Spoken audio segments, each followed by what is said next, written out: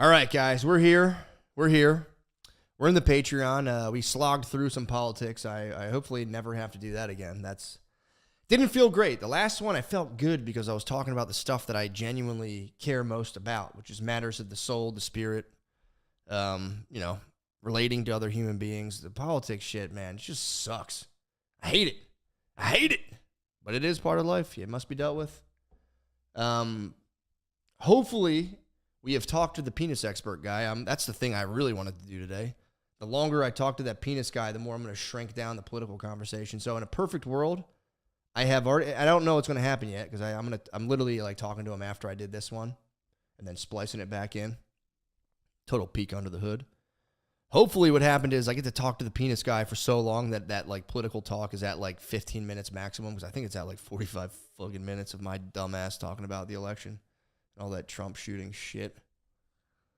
Hopefully we talked a lot of dicks and not a lot about the country because, at the end of the day, it is just you and your fucking dick. But speaking of my dick and what it's been up to, I have entered a very sweet period domestically. I think I'm done having the power struggle with my wife. They say that the first 5 years of every marriage is a just nonstop power struggle. And I for real think our power struggle's ending and we're finally on the same fucking team, dude. It's the best thing in the world, dude. Hey, I got to do this. Oh yeah, cool, no problem. I guess some couples naturally just enter into that right away, but like for us, it was just this like, for the first little bit, it's nothing, we were just goddamn kids in love, dude. We didn't know, but you do this thing where like everyone brings all this shit to a relationship, and it's like, hey, I got to do this, yeah, but I got to do that. And there's all these interpersonal fucking dynamics going on where it's like, well, you're going to standard shit, dude. Standard shit. And then me being like, would you stop fucking saying that I'm messy? I'm not messy. I just didn't want to clean my plate yet. We were both just being fucking jerks. Not all the time, but enough. We were conflicting. It's a normal thing in relationships. We're conflicting. And it all comes from at least what I've seen, there's a power struggle. Who gets to...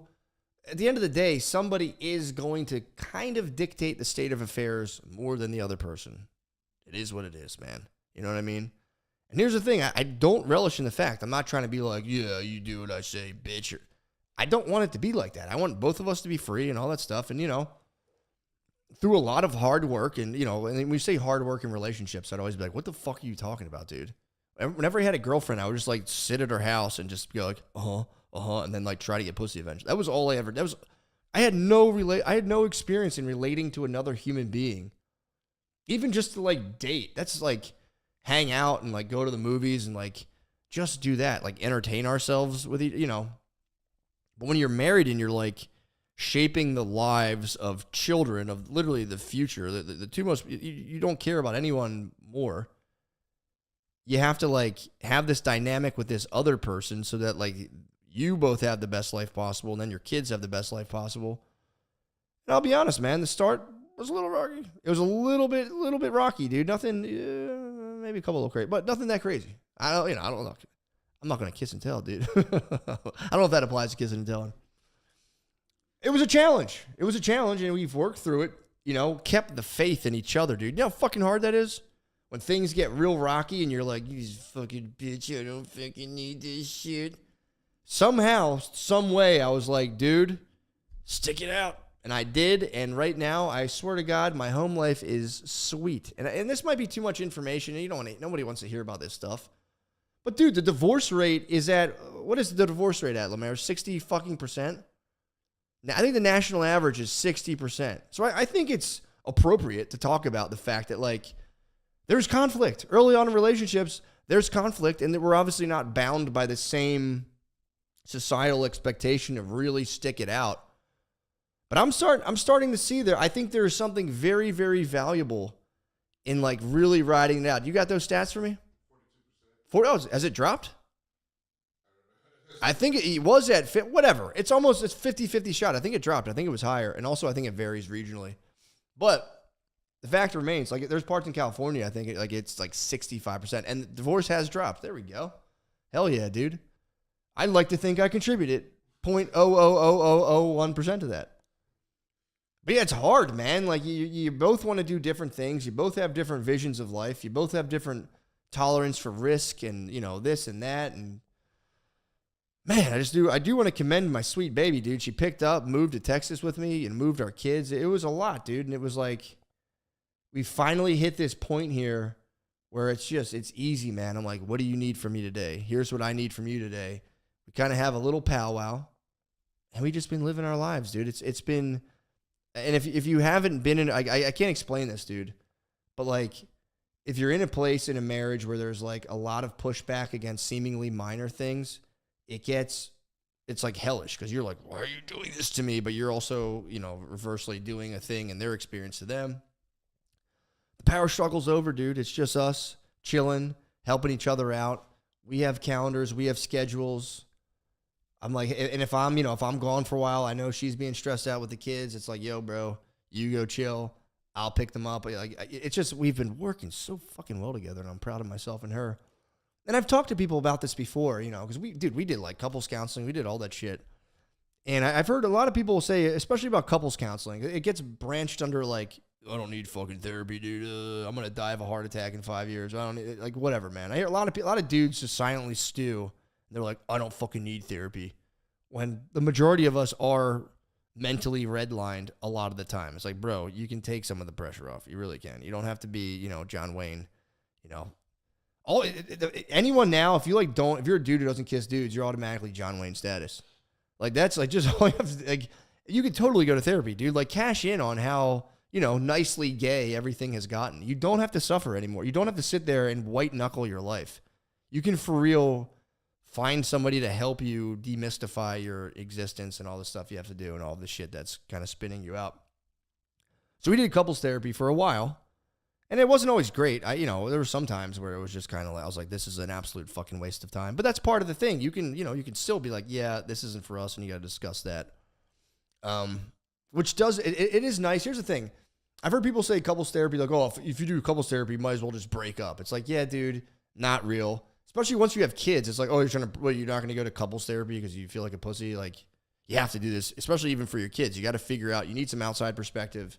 And it also, what couples therapy does that I really like is, like, again, if you're in this power struggle, ideally, you have to hand the power, all the power goes to the therapist, which is, trust me, it's a good thing. Like, oh, that's a good thing, dude.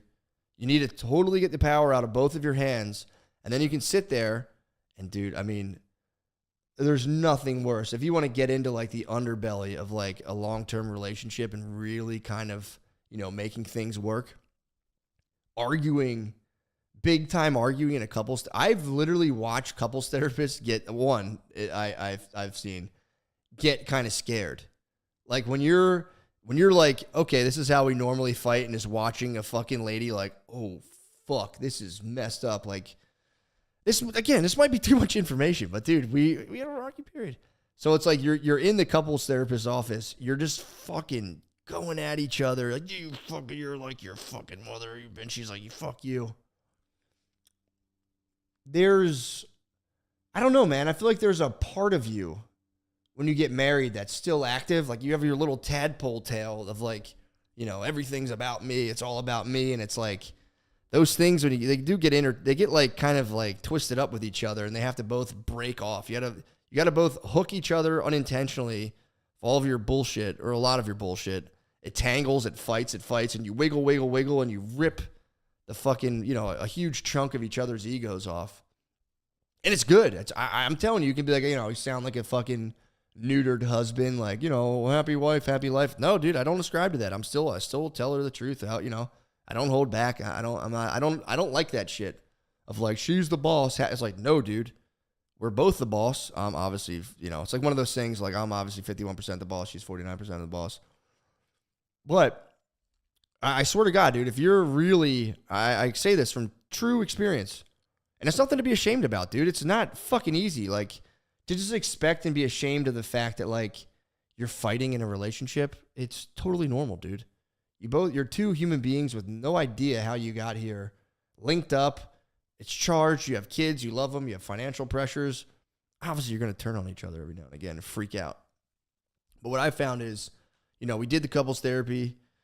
you like having your wife and a couples therapist, and especially the sex of the therapist shapes it too. If you have your wife and a dude therapist kind of telling you what time it is, bro, it fucking sucks, dude. It's like if you ever watched a Tool video, that's exactly how you feel in that moment. You're just like, fuck. It sucks. But on the flip side, dude, having a therapist, especially like if you have a girl therapist siding with you and like telling your wife, like, bro, like, he's right, this is kind of fucked. I mean, dude, the victory, you can't understand how sweet of a victory. And then you get out of that tit for tat mindset where you're like, all right, dude, there's nothing to be won here. I'm not going to win over this person. I can't totally, like, there's never going to be a time where like they just kind of totally adopt my worldview and everything's easy. And it's like an infantile dream. Like, they're just going to totally adopt the way. If you think that's going on, the huge chances they're just not speaking up for themselves, and one day they're going to fucking explode. So, I say all that to say this: we did all that shit. We did, and even like we had a lady therapist, very nice lady, but I think I truly didn't think she could handle our caliber of like, people fight differently, man. Some people it's just kind of like, I told you that. That's one level of fighting, and then there's kind of like, fuck you, I'm leaving fighting all the time, and we were somewhere between those two. But what I'm trying to say is, what the hell am I trying to say?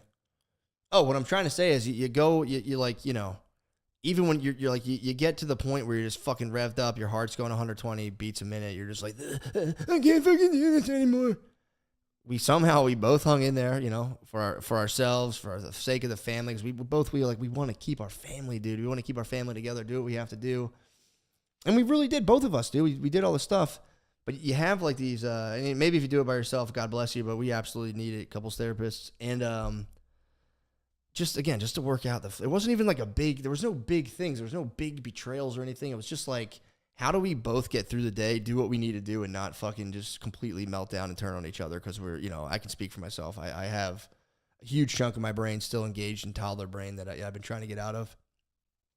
It's like just getting like furious over something. Like, what the fuck do you mean? You know how fucking important it is? All that bullshit. You go through this whole thing. You find a couples therapist. You hope to God they know what they're doing, because like you don't know what you're doing.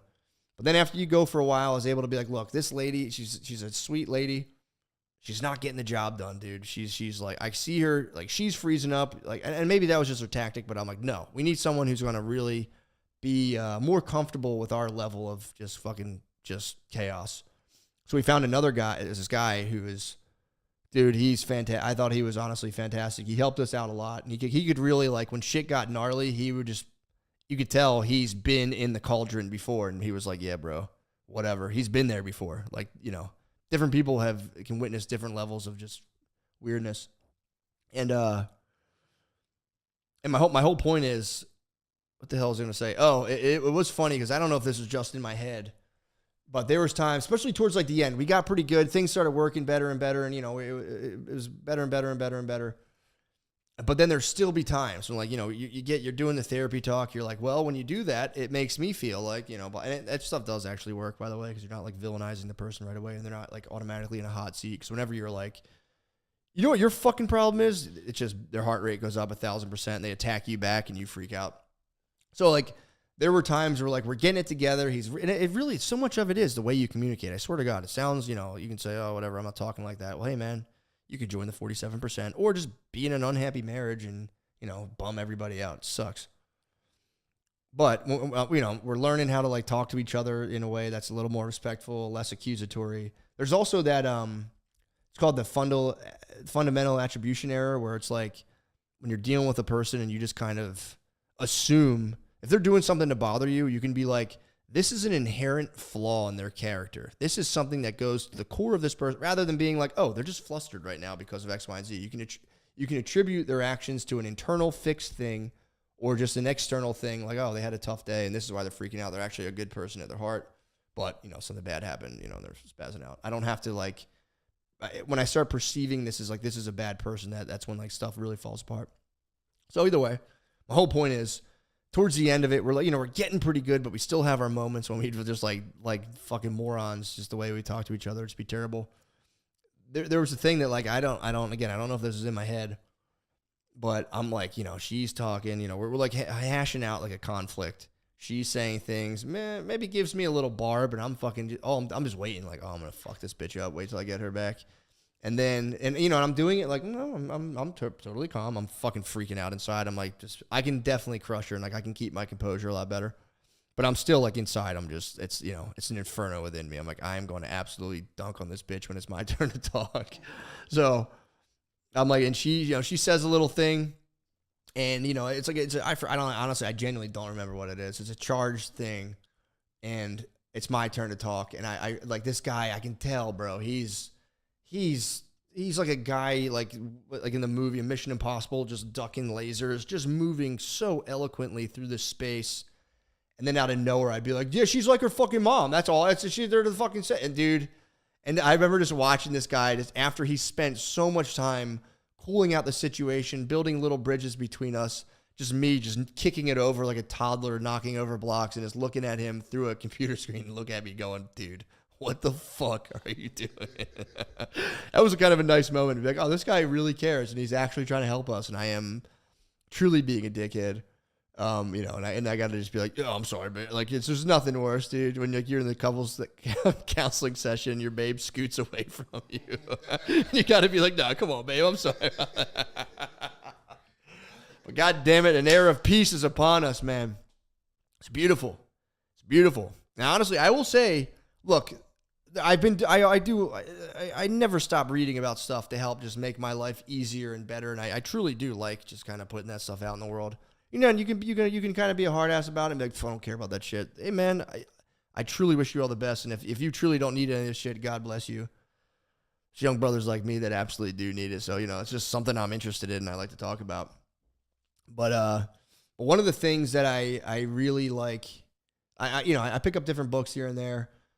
Right now, I got two that I think have been really helping me in terms of like stuff to chill me out. And the first one, I can't remember it. I'll try to. It's written by a guy. Dude, it's so good. For real, I might start doing Aikido, dude. Fuck jiu-jitsu. I might become an Aikido master. But he was John Denver's bodyguard, I think, or like security guy. I think his name's Thomas Crum. Google Thomas Crum, Lemaire. I think it might be Thomas Crum. But he was it's C-R-U-M, Thomas Crum. But first of all, I'll take you through the whole thing. So I'm doing this workbook right now. The art and practice of living with nothing and no one against you. Which, right away that title can just send red flags off in your head. Like, oh yeah, I don't have anyone against me. I get it, dude. Like, especially if you're like, you live in an area where like people could for real kill you. Like, yeah, dude, you have dudes. There he is, dude, Thomas Crum. So I'm reading the art and practice of living with no one and nothing against you. And it's like, you could read it yourself. I'm not all the way through it. I wouldn't sit there and be like, yeah, definitely get this. Definitely. I don't know yet. But the whole idea that they put it forth in this book, and dude, it's for real been helping me like a lot, whether it like, whether I just, it really disarms you and it takes a lot of your defenses away. So you can kind of just like live your life without worrying all the time about like being attacked or having like people being kind of oppositional towards you or, threatening in any sense. So you can fully express yourself and, live on your values on your Q card, which your Q card is obviously your quantum state when you're living in wave reality rather than collapsed particle reality due to your, egoic attachments to your story.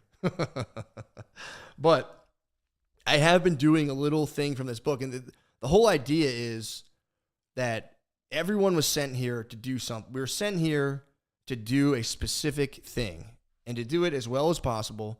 But the problem is we get hooked in on our little stories. Like, I don't want, I'm supposed to be this way. And if, this happens, that's going to affect me negatively and all this other bad stuff's going to happen. He goes, yeah, bro, welcome to particle reality. And the whole thing's based on the double slit experiment where there's like when scientists, I think in the late 1800s, were trying to figure out what is light? Is light a wave? Is it a particle? What the fuck is it? I've obviously talked double slit before and I'll talk about it again.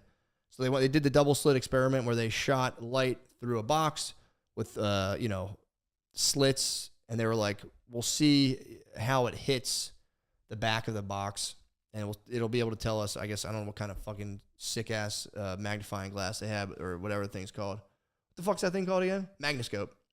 Duh. Sick. I've been out of school for a long time, forgive me. they had somehow they have a magnascope where a light can hit the wall and they can look at the wall and see particles, I guess. And they found that when it's not looked at, it behaved as a wave. And as soon as they did a fucking like a thing observing, as soon as consciousness was applied to the situation, it acted as a particle. So it's like light is a wave according to this experiment. It behaves as a wave. And when consciousness, when you look at it, it collapses into particle reality. Dude, I don't know what that means, but all I'm saying is the thing that translates to me is like, I can definitely get down with existing in quantum wave state. Because the idea is the wave state is infinite potential. It sounds like borderline like The Secret, like manifesting stuff, which I totally get. I get it's gay and stupid. I totally get that. But in a situation where I'm feeling kind of antsy and nervous and I'll turn on myself, dude, I don't know what it is, but I get kind of pumped about being like, let me remain in a quantum state. Let me not collapse. The idea of collapsing in a particle reality actually kind of embarrasses me right now. So I constantly just think about like, dude, let me stay on my cue card. Your cue card's obviously like, your top 5 values. Who'd you come here to be? What'd you come here to do? And when you collapse in on, when you get like, you should be doing the thing you think you should really think about. Like, what am I doing here? At least for my, I could say this for myself. What the fuck am I doing here? What is the point of me being here? And like, what should I get done? What would be the most beneficial thing for me to get done? The best thing for me to get done the best way I can as my unique expression of myself. Sounds gay, but it's true. So, I don't know. That's been helping me a lot, dude. Because I get real nervous when I have to do podcasts by myself. And I go, but let me just stay in quantum state. And even if the outcome's bad, it could suck. It's also like, yeah, but at least I didn't collapse back into my shitty little particle defensive reality. I went out on a limb and maybe got fucking knocked over. I sucked, but I got out. The real reward, and if you really do this, it's true. Just putting yourself out on that limb. There's nothing so sweet, even if it doesn't go as well. And obviously, particle reality, staying in the quantum state is a absolute treasure if you can learn how to do that. And so when I'm reading this workbook again, going through it, do it if you want, whatever. I don't care. It's pretty fucking out there. It is, but. You can take little things from it and use them, and it's been, the book came right on time, dude. It came right from the wave state, right to me. I don't even know what else. I was like Googling some random thing, and it came right to me. But, so then I'm reading this book, and this gets me into that guy, Thomas Crum, who is basically like this Aikido guy, total fucking beast. He writes he's written 3 books, and he claims, this is him, his whole thesis or focus is on how to center yourself. And how to which again, is basically the same thing, staying in like a quantum state, staying kind of like always observing the present moment as much as possible. And if anything's affecting you or making you feel kind of like wanting to contract in on yourself and get defensive, that's just, reality, capital R reality, displaying a inherent weakness in the way you, an inherent weakness in that you're not feeling totally whole and invulnerable to said attacks against the ego. They're not talking about dudes coming to stab you with a knife. There's little million ego barbs that come and get you.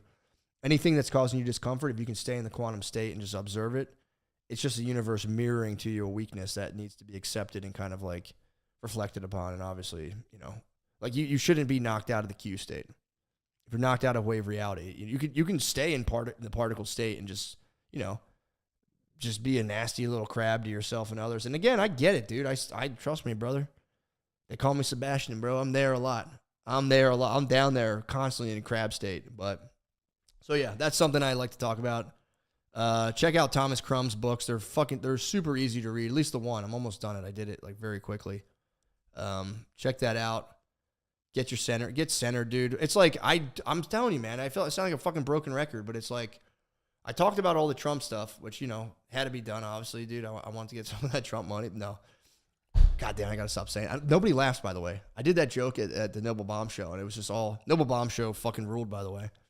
I'm excited to do that again. But it was mostly 24-year-olds just looking at me. I'm like, I'm trying to get some of that Trump assassination money. And they're like, oh, dude, chill out. I'm like, I'm just kidding, guys. So, yeah. Power struggle's over, and largely it's been... Again... If you're out there, I swear to God by this, if you're out there over your head in just nonstop personal suffering, you truly can, dude. You truly can get out of it. There is an end to it. Don't be gay and kill yourself. Don't do that. I'm sorry I called you gay. If you are gay and you're thinking about killing yourself, don't be straight and kill yourself. What else is going on?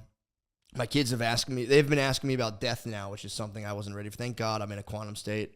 Because that's like, dude, if you're freaking out about death, just to warn you, if you don't have kids, which, you talk about the universe fucking mirroring up some aspect of particle reality that can, show you where you're not feeling whole and supremely confident in your place in your existence.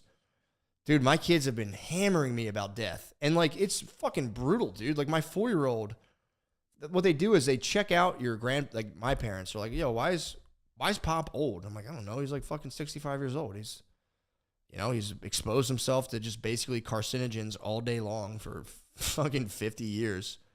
The man, he still gets around good. He fishes and all that shit. But, fuck, man. He's old, all right? I'm just, like, getting all defensive, telling my daughter, like, I don't know, man. He's just fucking old. He goes, oh, Pop's 60? So is he going to die soon? And I'm like, dude, I don't know. Yeah, like, relatively, yes, to you. Yeah, I mean, as far as you know, probably, dude. It's shitty. Doesn't bat an eyelash. She goes, oh, so then you're going to die next. I'm like, yeah, dude, I am, all right? Like, I don't, like, same thing happened. Me and my wife had to do a will. My wife's asking me all these fucking ruthless questions. Like, so if you die on a plane crash, I'm like, dude, I don't want to talk about this right now, And I'm not like that freaked. I'm not the most freaked out about death, but like, you hit me on a Tuesday afternoon, I don't want to start thinking about this shit. So my daughter's just been absolutely crushing me about death. And it's like, it is one of those things you do have to champ. You can't be a bitch about death when you have kids, because, like, you are going to die, and you have to, like, somehow face that a little bit nobly in front of your kids, because it's like, if you're a complete bitch in life, which, I've been for a lot of mine. Obviously, I slip in and out of it. Particle, and I mean, I'm just trying to stay in that wave state. I obviously slip into particle reality and I'm a bitch every now and again. That's a whole other thing I got to do in life. It's like, dude, I'm going to have to really figure out how to die in a way that, like, doesn't totally freak my kids out. Hopefully, dude. I've heard of a guy recently who, like, died very suddenly and, like, just from, like, internal stuff. And it was, like, violent and screaming, like, terrible. So, that's another one of my goals is, like, I'm going to have to start doing a keto, obviously, like Thomas Crumb, dude, and be able to sit in parks and take my centering breaths. And when I eventually either get dementia, hopefully I can have, like, my Elon Musk Neuralink to stop dementia. That would be sick, by the way, because that's the one that's really coming for me, dude. Shane jokes about getting the heart attack. Your boy's catching dementia for sure. Yeah, so we'll see. But I don't know. I didn't mean to bring that up. In other news, I have been absolutely plagued. This happened to me twice, by the way. Where you go for the hug. I go to do a thing with, like, friends, and everyone's got kids and all this stuff. Husbands, wives, friends. There's always that awkward period where you got to, like, hug someone else's wife, And I'm telling you, man, I'm like, I try not to do it ever, because it's weird. I don't, I mean, it's just weird, dude, because it's one of those things where, like, I try to be a side hugger, because then, like, I'm like, is this chick think I'm, like, it's just fucking awkward. Maybe I'm overthinking it, but, like, especially if a chick just goes full chest boobs to your chest hug, it's like, yo, thanks, but, like, what the fuck, man? That's not what I'm here for. Chill. I don't know. Maybe this is very uncomfortable to talk about, but there's definitely a thing about hugging wives and all this stuff, and I just, look, I'd rather fist bump. I'm like DJT in that regard. I will get political in this regard. I'm like DJT. Give me a fist bump. High five me. A side hug, max. And we should be all hugging freely, and it's a nice thing, but it's like, I don't know, bro. There's an animal underneath all this sick white tee and khaki shorts, dude. I'm like, let me not wake up the beast, which, is that bad to say? By hugging other people's wives? Is that, like, an offensive thing to say? I don't think so. To be like, this is just to say there's, like, a possibility that dudes definitely do have perverted thoughts. When you're hugging any girl at any age, you're like, nice. oh, let's hug. Yeah, this isn't the most important part of my day right now. Oh, yeah, sure. It's totally cash. But here's the thing, and I'm always a gentleman, remain a gentleman. I've had a weird thing happen to me twice in one weekend where you do the hug, everything's kosher and cool, and then I go to put my hand down and accidentally hit at, like, not even as, like, a hip maybe. It happened to me twice in one weekend, and dude, it's been fucking me up because I'm like, dude, as soon as it happens, I go, oh shit, I'm so sorry. Like, it's not like, I hope these people know, it's not like a grope, it's not a touch. It's like I'm dropping my hands down. It's usually like I'm somewhere, my kids are running around, I'm like looking for them. And it happened twice where like my hand, it wasn't a clean break. It was like my hand brushed, I don't know, maybe a hip, maybe small the back. I don't know what it was. It's totally not intentional. And it like, dude, it has me bugging out because I'm like, dude, are they going to go home? Like, yo, I think this guy smacked my fucking ass. I didn't smack ass. Didn't even try. But it's just, I've had 2 unclean breaks in one weekend.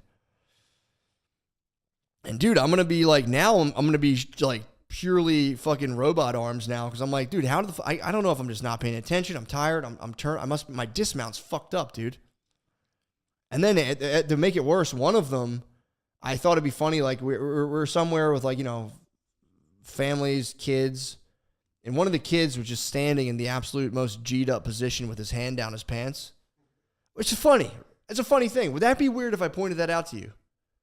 Be like, yo, look at him. He's like, look at this kid. It's just funny. It's like, to me, it's like kind of like a thuggish, like, I don't give a fuck. I have my hand on my dick at all times.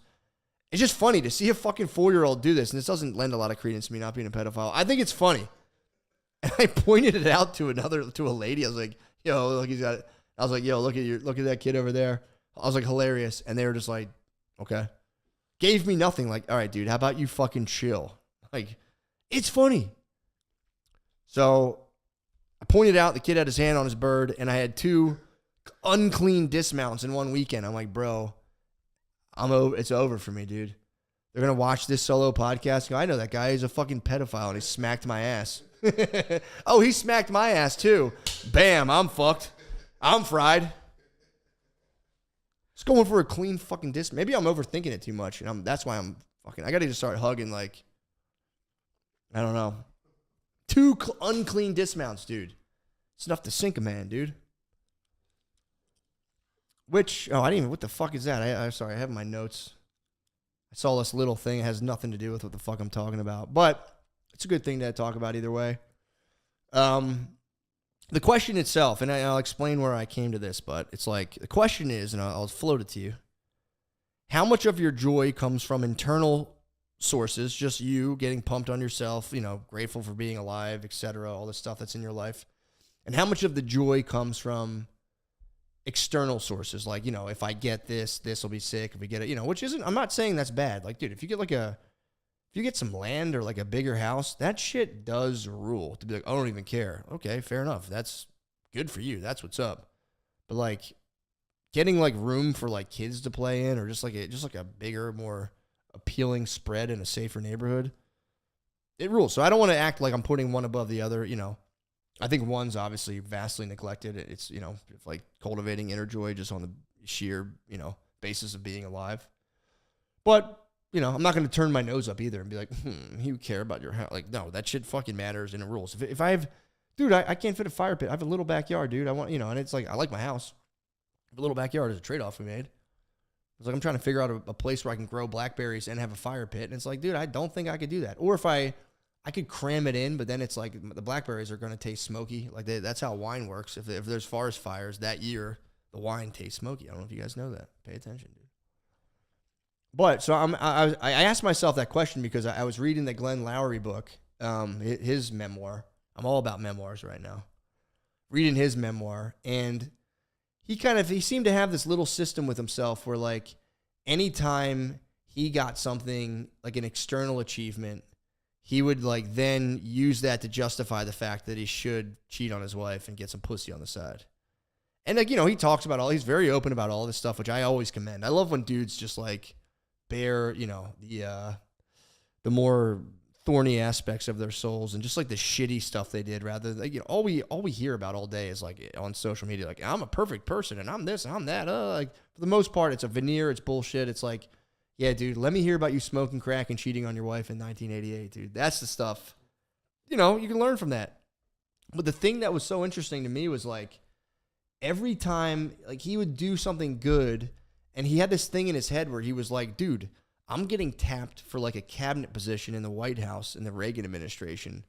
I should be fucking so many chicks right. It's only right. And that was like the question I have. It's like, how much do you deserve? And if your joy is, let's say, overwhelmingly placed in the bucket of, say, the externals, as the Stoics like to call it. Dudes love Stoicism. I love it, dude. Dude, have you fucking checked out Stoicism, dude? Dudes love Stoicism, and that's the big thing, which, again, shout out to Stoicism for that. It's not the end-all, be-all for me philosophically, but I do think it points people, in my opinion, the right direction of, like, how much joy do you derive from the externals versus how much joy do you derive from the internals of, like, just, basically your demeanor, spirit, how you feel from day to day, or, like your knowledge of stuff, the stuff that can fortify, a person, as opposed to just kind of like the dopamine rush of, like, yes, I got another job. Yes, I got another.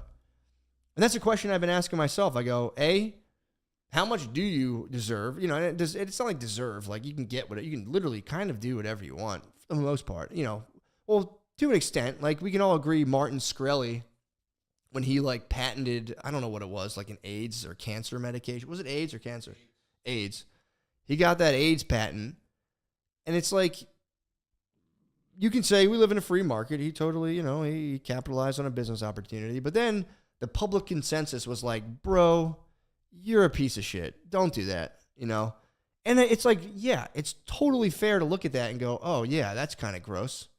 But then that's like an easy black and white kind of thing. Like, you're going to raise the price and make it harder for people to get AIDS medication when you could just buy it and make money off it normally, just keeping it kind of low. So that's like that's an easy one to delineate. Like, yeah, that's shitty and that's bad. But then it's like, all right, well, what if, obviously you're not a millionaire and you can't buy patents on AIDS medication? Like, not even how much you deserve, but, like, when do you stop in terms of, like, getting the stuff that signifies and makes you feel good externally? You have a big house, nice area, blah, blah, blah. Where does that stop? Is that a never-ending rabbit hole, or do you one day say, you know what, man, I have what I need. If things slowly and incrementally get better, great. But I have what I need. Now I'm going to cultivate my inner stuff so I can just start, exuding joy to myself internally and trying to kind of spread that as much as possible, because I don't need to, like, step on anyone's neck to get another $1,000. I feel pretty secure. Like, where does that stop and where does that start?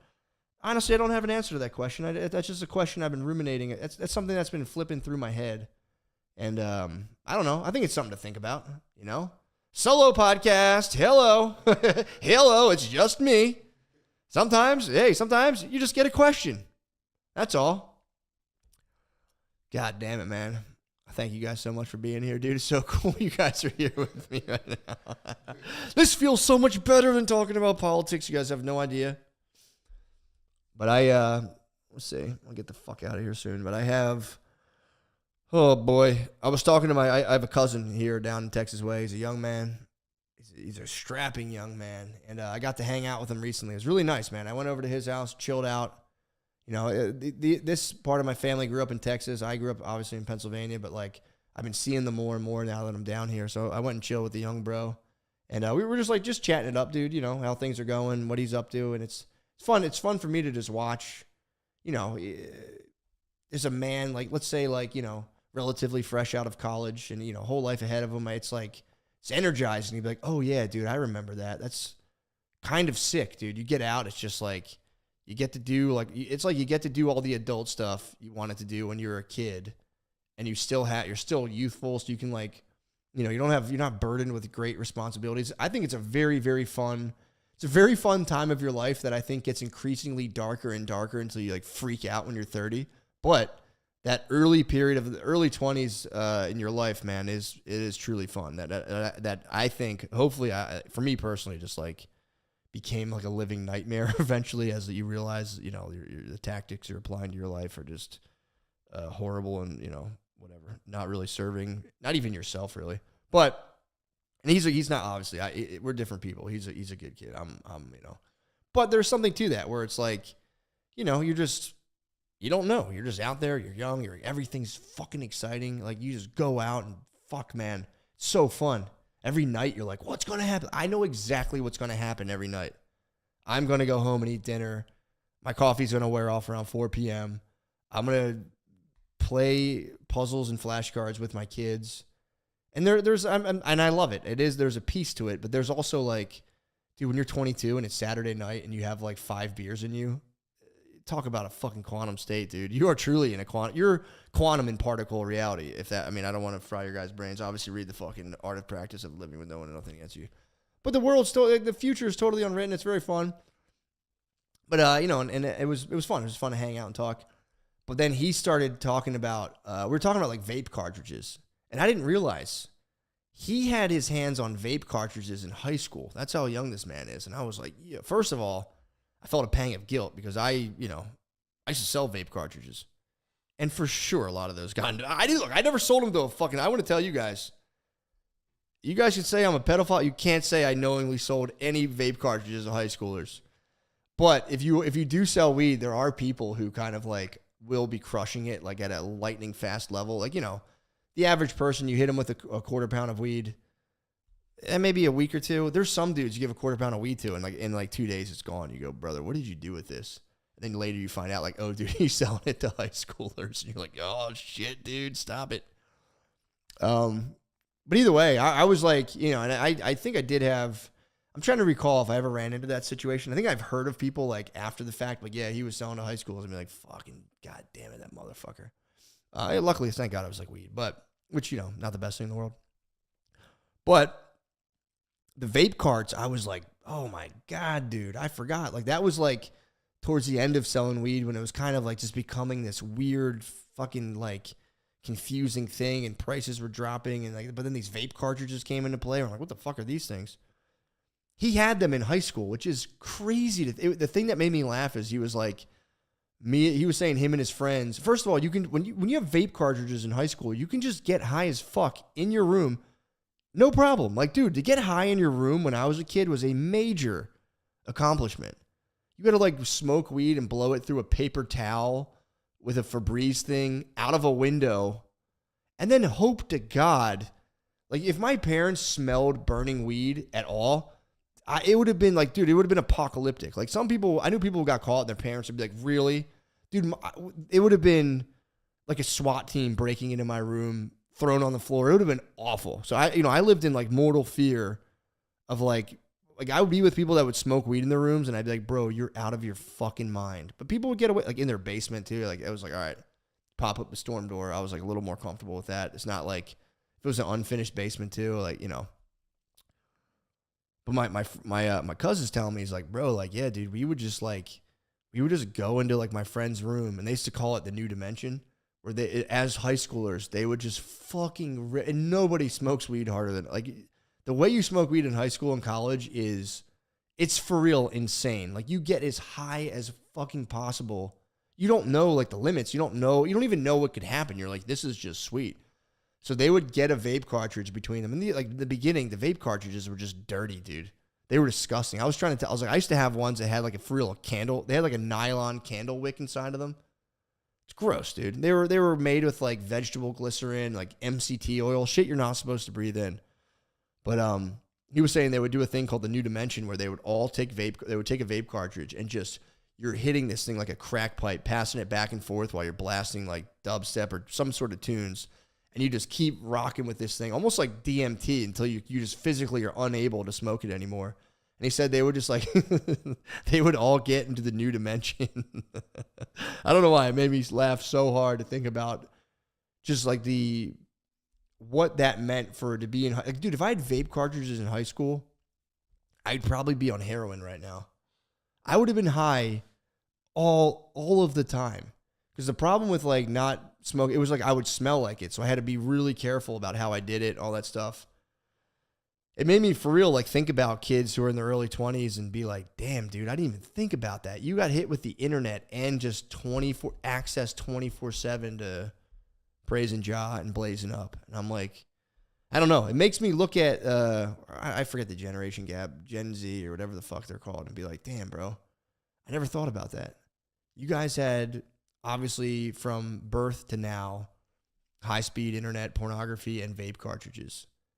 It's like, it makes me really think about it. Like, damn, dude, I tip my hat to you guys. I honestly do. That's no fucking joke, man. I had a good half of my life, no internet, straight up frontier settler status. It's like you were born into the future, and vape carts in high school, dude, with Instagram, with fucking like, you know, naked pics of chick. Like, dude, that's, God bless you, brothers, dude. I hope you got, you know, look, I can't, there's nothing I can even tell. You guys are on a fucking spaceship right now. There's nothing I can tell you. But I started thinking about drugs, and I'm like, damn, dude, that's fucked up. I hope none of my vape carts have ever made it to high schools. But also, the thing I've noticed too is cocaine is just like acceptable now. It was like when I was in high school, it was like, yo, bro, what the fuck are you? I mean, there were people who did it in high school.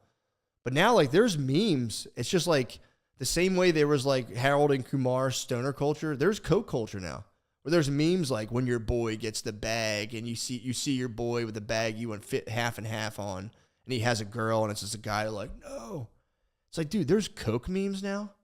And dude, coke is so accepted right now. It's like, it's totally, I'm the odd man out. If I'm in a social setting, people are talking about doing blow, and it's always the same talk, like, oh, bro, I can't. But, I mean, every single time. And it's like, stop. I hate coke. I'm in the minority position. I always hated cocaine. I've never tried it. And I think it sucks. I dislike it. Lemaire, you do it, don't you? No. When's the last time you did it? God damn it, Lemaire. Knock it off with the coke. I hate cocaine, and you just hear people talk about it like it's nothing, and it's like, dude, that shit, here's the thing. You can, like, gracefully, like, you know, you can't keep blazing as hard as you blazed in high school and college, obviously. I mean, maybe there's some dudes out there that rip dabs and somehow keep it all together. I can't. I got that, like, mild schizophrenia bug where, like, I will become untethered. If I'm high all the time and, like, trying to go out in the world and do stuff, it doesn't work for me. But you can also gracefully age where, like, you're a little older and you can kind of smoke a joint here and there. Dude, when you're, like, 50 and you try to, like, bust a line with your bros, sad. It's so sad, dude. To see find your father, like, huddled over in a shed at a family party, just fucking, like, just ripping lines of coke at you. With coke, you have to stop. You have to put a hard stop on it. So it's like, you just don't start. And my second argument is, it's for girls. The same way people are like, therapy stuff, it's for girls. I say, no, it's not. Obviously, every person has to go on their inner journey to become, you know, the greatest person they can obviously be. That's actually like tales old as time. All the great warriors of time are on my side, and they call you a girl. But like doing coke is for girls. I swear to God, if you're doing coke, just look, I get it. I totally, well, I've never done it, so I do understand the allure, because the thing I have seen about coke, and I'll do pros and cons. Hot chicks love it. If you want to be around the hottest chicks with the loosest morals that do sex stuff, you could build an argument, because it's like, I'm no stranger to coke sluts. I've seen them before. Look, they never really crossed my plane, and I've never pleasured one. You know, we never got to enter like into the connect sexually. That's what I'm trying to say. But I get the allure. They're like skinny, slutty coke ladies, you know, and maybe you catch them on the wave when they're just kind of like, you know, oh, what's this? Like a small town Midwestern girl, like, oh, well, I guess I'll give this, or however they talk, I'll give this a try. Oh, you have to catch them when they're like, you know, they're still, you're drinking, you're partying, you know, you get the, oh, you know, whatever. I'm not going to get into that. That's just the perverted bullshit that I'm trying to get myself away from. But it's bad, man. That's one thing. And look, maybe I sound like an old timer alarmist, but it's like, knock off the coke, dude. It's a trap. It's bad. There's no, like, at least when you smoke weed, you get like cool ideas. You have a couple drinks with your bros. It's like, you know, there's some camaraderie there. And maybe does coke increase camaraderie? Do you feel like a bond with people after you've done blow together? Yeah. Fuck. Okay, never mind. This is a solo pod, but that's good to know. I guess there is kind of like I guess it's kind of like, yeah, but I think it might be like the same camaraderie between dudes who get hookers. Same thing. It's like, bro, we've done dirt. We have a dirty little secret between us. I get that. But you guys can just like jerk off together. You don't have to do coke. You don't have to do coke. If anyone does coke, it should be new parents. It should be reserved. It should be like the purest coke available for people who have like babies. It should be like a rum springer where like you never do it your whole life. Then as soon as you have a little kid, you and your wife just start fucking, I got her. Just 2:00 in the morning, like, yeah, through a monitor is fucking, I got her. Push her in a stroller for like a mile. I don't know. I don't know shit about coke. I think it's bad. Look, that's where you'll catch me being old fashioned, man. I can't do it. It would fucking spin me out. One of my heroes, George Harrison, got fucked up on coke. He totally fucked up on coke, dude. He embarrassed himself. That dude was the man. You see him in the 80s. He's still the man. Obviously, the guy was a beast, but yeah, he got all spun out on coke. Yeah, he was a Beatle. He's arguably my favorite Beatle. But yeah, man, this is my last thing, and I'll get the fuck out of here. And I can try to stretch this to an hour, but it's for real run its course. My sleep deprivation. I've waged war against my own sleep deprivation, Lemaire. I'm waging war. Lemaire's a solo putt now. I've waged war against my sleep deprivation. It's not right, dude. I can't keep doing this to myself, dude. I have been for the last 4 years, maybe 5, chronically just sleep deprived. And dude, it is fucking me up. I'm like, dude, I'm trying to access dude, I couldn't think of fucking microscope. Not the biggest deal, obviously. But that happens to me more and more. So recently, and I look, this isn't a commercial for the thing. Ugh, sorry, man, I'm on an empty belly right now. I decided enough's enough because I recently did this with my diet. I'm like, again, my kids ask me about when I'm gonna. That's the thing too. She's like, when are you gonna die? And then she gets sad and goes, but then I'll be all alone and scared. And I'm like, fuck. I need to start doing Brian Johnson stuff, dude, and fucking shooting stem cells into my neck. But yeah, so I'm like, all right, let me at least do my part and live as long as I can. So I got the diet under control. I and here's the thing, I paid a nutritionist. It was like $400, I think I did for a month and some change. It wasn't even that much. I think it was a little bit less than that. To just advise me on how I should be eating. I did my macros and all this stuff. Rather than being like, yeah, I eat pretty healthy, I got to have somebody look at it and go, dude, and dude, here's the thing. I'm compared to a lot of people, I do eat pretty healthy. And this nutritionist took one look at what I was up to and was like, bro, you eat like a fucking dumbass. So, but the trick is, and anyone can you can do this for free. You go on MyFitnessPal. All you need is a digital scale. You don't need you don't need decimal points. You're not selling Molly. You just need a gram scale, and then weigh your fucking food and see how much you're eating and what you're eating. And if you do this for real 2 weeks, just eat as you usually eat. Don't try to show off for MyFitnessFriend or whatever it's called, MyFitnessPal. Eat as you usually eat, and you get quantifiable, this is how much salt you've consumed. This is how much you're supposed to consume. This is where your fat's at. This is where your carbs are at. This is how much fiber you're getting. Dude, and it was for real, really eye-opening for me. And it's you can do this if you want. Look, you could be fuck that, I'm not doing it. That's fine, dude. That's fine. I'm at least trying to dude, when I'm fucking 48 years old, my kids will be 20. I'm going to be 50. No, wait, I think 16. I don't know. Either way, when they're 18, I'm going to be screeching into my 50s. So dude, I'd like to stay around for another 20 years after that and at least have a moving, healthy body as much as I can. And the only other option is, if I'm going to die, I'm going to die with so much grace that I'll hopefully kind of inspire them into the future. I got some, I got some of my work cut out for me. But my whole point is, I gave a hard eye to my eating and saw that I was eating poorly, dude. Never eating vegetables. And you can say, oh, vegetables are bad. Whatever, dude. Look, you can argue that if you want. And if you feel better not eating vegetables, don't eat them. But I can say for sure, I started eating them 3 times a day. Dude, I feel so much better. I have so much energy. My body, I need lots of meat, lots of veggies, and, basically potatoes, sweet potatoes, and some rice. And that's all I eat now. And I don't track it as carefully as I did before, but after a time, you kind of okay, I kind of know how much I was eating. You kind of memorize the scoops and shit. But I'll say, that was an eye-opening thing. I went, whoa, I was eating like shit. My dumps are clean. I'm not taking those half shitty dumps. It's a big deal. So then I've decided, all right, I've checked out. I've seen what's up with my eating, and I'll keep an eye on that because obviously I do, I get into my pig mentality, and I do freak out. I've been doing it less and less, thankful. But I was I'm going to take a hard look at my sleep because that's another one, dude. I've been like a dumbass, bro. Just going and doing shows till 12 o'clock at night. Then I get woken up at 7 a.m. It's just you pound the coffee, chronically sleep deprived. And dude, if that's what you're doing, I get it. Trust me. I got more free time than I'm busy, but I'm self-busy. I could chill, but I don't. But the point is, is I wake up sleep deprived more often than not, pound coffee till like it literally doesn't even work anymore. Now I'm sensitive to stimulants, by the way, as you can probably tell. And if I'm hitting it to the point where it's not working, it's like, bro, I'm like, this is really unhealthy shit, dude. I'm gonna give myself fucking Parkinson's doing this stuff. You know, over the course, if I do this for 20 years, it's like it's a wrap, bro. I'll just pass out, die. Maybe I'm being a drama bitch, but I'm serious, dude. Like it fucks you up.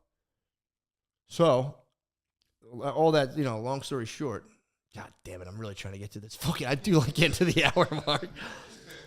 Long story short, I'm not trying to be long-winded for the sake of it. Long story short, I bought an Aura ring, which again, don't get one. If you don't need one, you can figure out a different way to do this. Get a Whoop band, whatever. I don't care what you get. You get Apple Watch, whatever. The point is, I'm going to start getting. And I heard the Aura ring is the best in terms of sleep tracking. You know, you can argue. I don't fucking know. I just heard that from my one friend who's really into that stuff. So I got the Aura ring just to track my sleep, and I will. And you guys, you know, just like Brian Johnson himself. I'm going to be running experiments to see, like, you know, when do I cut off caffeine? How does that affect my sleep quality? How does smoking weed affect the sleep quality? A night of drinking. And then I'm going to just basically run a sleep experiment on myself using the Aura ring for metrics. As you can probably tell, last night, my readiness score, I basically got 87 out of 100. I got 7 hours of sleep, even though it was interrupted twice by my motherfucking daughter. Which is another thing, Brian. I'm going to get Brian Johnson on the podcast. By the way, I really am. I'm in talks with like a legit booking service. So the weeks when old Shanny Boy is away doing the stuff for tires, I am going to, you know, if I keep doing solo casts, I'm going to for real bud the wire myself. So I'm going to try to get like for real high level, no offense to the me's. Obviously, I'm always welcome to have the bros on, chop it up. But just to give you guys the maximum bang for the buck, it's like, dude, why can't I get Brian Johnson to come on here and ask some questions about like drinking cum and stuff? Or no, he doesn't. I gotta stop saying he's never gonna come on. He doesn't drink cum. He took blood platelets from his son. He said the one time he was like, I'd have a culture in my house where sleep is never to be violated. If you wake up in the middle of the night, that's your problem. You figure it out. You're not to disturb anyone else's sleep. And it's like, okay, I don't know. Look, sleep is important. He's not wrong about that. But that's one of those things where it's like, when you have little kids, you can't just be like, yo, bro, figure it out. Like, you have to take the dino damage. It's a for real sacrifice. You do, like, you wear your body down. Your body becomes significantly worse, for sure. Like, in that first period, like, you are doing damage in terms of sleep deprivation and stress. But I would argue, and this is why I'd like to have the guy on, I would argue that, I don't know, dude, like, I love all this stuff of trying to stay as healthy as you can and getting like they call it not just a lifespan, but like the amount of healthy years. Like you can have two people live to 70, but if one of them's in like a wheelchair by the time they're 50 and diabetic versus a person who kind of like, you know, is on their feet till they're 69, swag, you know, they're two different health spans or whatever. So I'm all about increasing the health span, but when it comes to the point where it's like, almost like an organismic level where it's like if my children are asleep. And again, I'm not knocking the dude. Maybe I took him out of context. But that is an interesting. I'm all about interesting discussions, dude. I'm done. I'm trying as hard as I can not to like demonize people or like push their head down so I can be like, yeah, no, I'm right and you're fucking wrong. But it is like kind of a weird thing to be like, dude, you're like for babies for what? So curious about that. But my ass, bro, shit. I'm up at all hours of the night. Maybe I should be a little tougher. Maybe I'm fucking my kids up. I don't know. Maybe I should tell those guys to shut the fuck up and go to sleep. You know what they used to do to me, Lemaire? They used to lock me in a fucking room. When I was a little kid, they deadbolted the outside of my door, and they were like, figure it out, pussy. So we were running a pretty much Brian Johnson protocol. And we're at an hour. Guys, thank you so much. Yoga. You agree? If you don't feel right about it, like, I want to do different, start over. No, that's this one. Okay, so here's what I do. You're going to take the card you cut to, and I want you to just bring it close to you and look at it. So lift off, and take that one. Yeah. Oh, no, not on that one. Like wherever you cut. Like, you know, you cut top. But yeah. Bring it close to you. Make sure you see it. Don't let Shane see it. You got it? I got it. Remember that card. Yeah. You got it? Yep. Put it back in the middle there and shuffle them all up.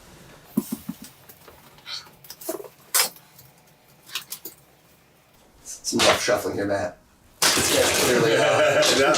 Guys, clearly a card cheat. I don't want to touch him. I don't want to see him nothing. I don't want it to be a card trick. I want you to imagine that card when you just took it back, you fucked with me and you stuck it in your pocket. I know you didn't, but I want you to imagine that right now, that card is like invisible and it's in your pocket. Fair enough? Yeah. Keep it for later. Don't check it. You can check his underwear in a minute. Yes. Welcome to Matt and Shane's Secret Podcast. Very, very mentalistic episode. Weird. The Mentalist. It's going down. Ooze the Mentalist. Who is knows here. what, dude? I thought it was Oz for sure. It's O's. It's like somebody owes you money, I said man. ooze. Ooze is what my high school gym teacher called me. He's like, Ooze, Oz, whatever the hell your name is, get in the pool. Yeah. That was my experience as a ninth grader. Ooze the Mentalist. O's. I know, right? Weird name. Yeah. Everyone Oz, thinks it's a kinda stage nice. name. Everyone thinks I made this name up. I'm like, Really? dude, I would not have made this name up. O's is your name. Yeah. where are you from One of my originally? best stories ever is the fact that I was buying weed off this guy in high school, and he had my name down. And when he called me, he's like, "You want an ounce?" I'm like, "No, man, I just want an eighth." And he's like, "Well, it says OZ right here." And he's like, "Your name is Ounce?" I'm like, "No, dude." On my bachelor party, literally, my shirt say Ounce. That name stuck for years. That's a good, Dude. It's a pretty cool Yeah. nickname. Ounce. That's pretty nice. When I was a kid, I was like, every cereal box says my name. And Yeah. that's where I got so confident. Dude, Ounce the Mentalist. Yeah. Dude, that's a good transition. Lemaire's getting Chime in. royalties on Lemaire's that. chiming in a little. Where are you from originally? I was born in Israel, hence the unusual name. It's Israeli. Whoa. And then I moved to the States when I was 3, and then I moved all over the place, but I mostly grew up in Michigan. Okay. Went to Michigan. I saw the Notre Dame. Yeah. I know. She's like, First game I ever went to, Big House, we beat Notre Dame. No offense. What year? Was it a night game? 99. Oh, 99. 99, bro. Big House. It set the record for the 99. most attendance at a football game ever. I'm sure it's been broken since. I was at the Big House when they broke it. Oh, really? Later. Yeah. Yeah, it was the first night game, or second night game. Night game, yep. And then they broke it again. This is just good banter. I forget my card. I can't remember. Tennessee, Virginia Tech, Bristol Motor Speedway. All right. Matt had one job. Think of a fucking card. It's impossible. I've been Yeah. I've been repeating the number in my head. I think I have it. I have it. You'll I live. have it. You'll live. But yeah, I was watching. I'd watched your clips so many times. I loved it. The Seahawks, the Buccaneers ones, and then Do you know how this whole thing went down? No. I'm at the cellar. I get front table, like Yeah. corner.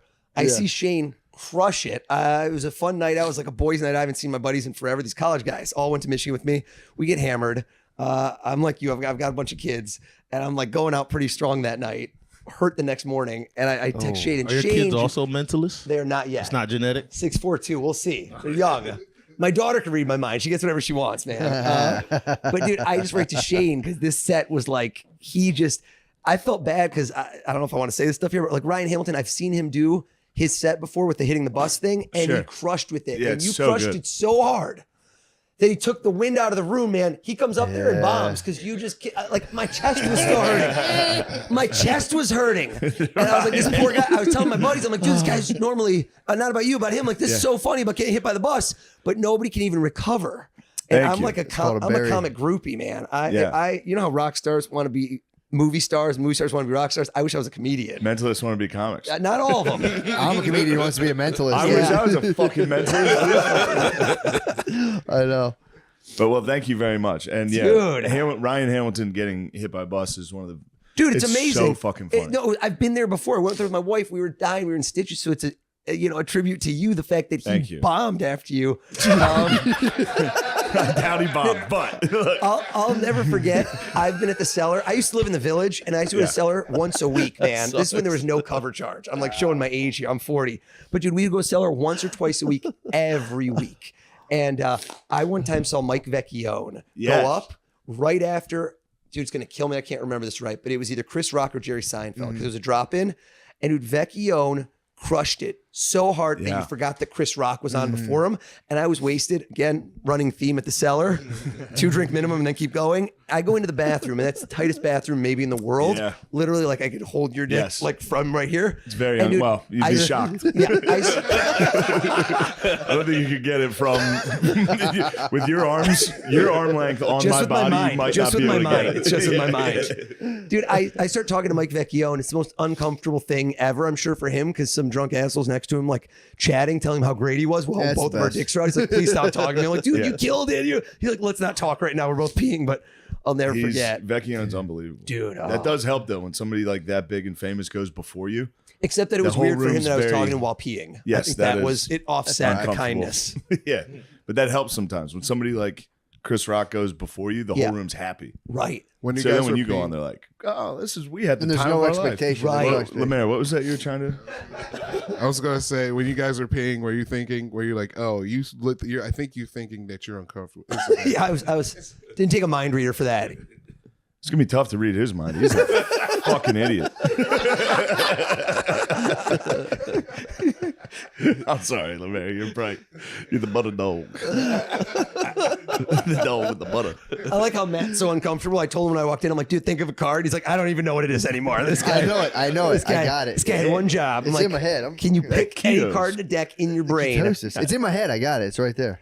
Yeah, man. So I'm this is gonna how it make all sure I came out. I help wrote you. to Shane. I DM'd him. I just dropped into the DMs just to like show some love. And he's like, dude, you got to come on the podcast. Yes. And like, let's do it. I'm a fan. I can't believe you're a fan. When he wrote me back, I'm like, what? You know about mentalism? Yeah. No, I mean, I about saw the mentalism. Seattle, the Seahawks video is incredible. Oh man, that was, dude. It's, you know, when you get lucky, like things are luck. So when that happened, I shot one for the Bucks, and that one actually went the worst because man, that was like I think the week Tom Brady and Giselle were. Oh. I was reading his mind. I was like, something's not right at home, bro.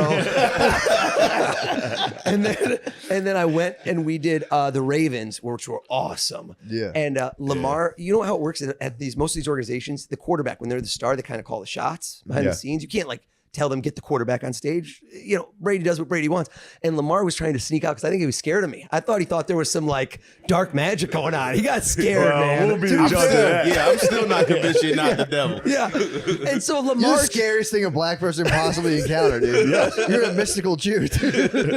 That's my tagline, mystical Jew. So, dude, Lamar tries sneaking out of the conference room, and dude, I can see the producers from ESPN be like, "Gotta get Lamar," because he didn't want to be in. So, like, you Yeah. got to win him over. You know, a lot of these guys they Yeah. don't know you're gonna make fun of him, make him look silly. So, dude, right as he's walking, I'm like, "No, Lamar, come back!" And I gave him this envelope. If you haven't seen this one, you got to see I it. haven't Just, seen it. just Google Baltimore Ravens Mentalist or O's, which looks like Oz, but just it'll come up right Yeah. away. It's got tons of hit views. So anyway, he comes back in and it's this thing where he's holding the FedEx envelope and he starts picking people on his team to say stuff.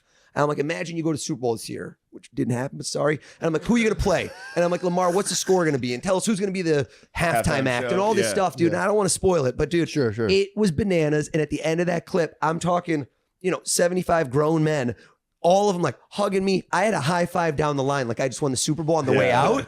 It was so. that maybe I did see that one. Is that the one where there's a correction? Where they're like, yes. He says was Kodak. supposed to I don't be- want to yes, spoil it. Yes. And then I did see that. It was so that incredible. one went amazing. The Bucks was like so because the energy was weird in the room. It was like it wasn't bad. Don't get me wrong, but like there's a new coach there, Coach Yeah. Bowles. He was a little more strict. Tom was sitting front and center. Like, Tom was front and center. Did not yeah. want to be in the it's very show. weird. Yeah. He likes to let everybody else shine, man. He's like use all the younger guys. Was that after he lost like $4 billion in FBTX or whatever? No. FTX? That I was, see something terrible coming. I'm like Tom, quit buy a lottery ticket.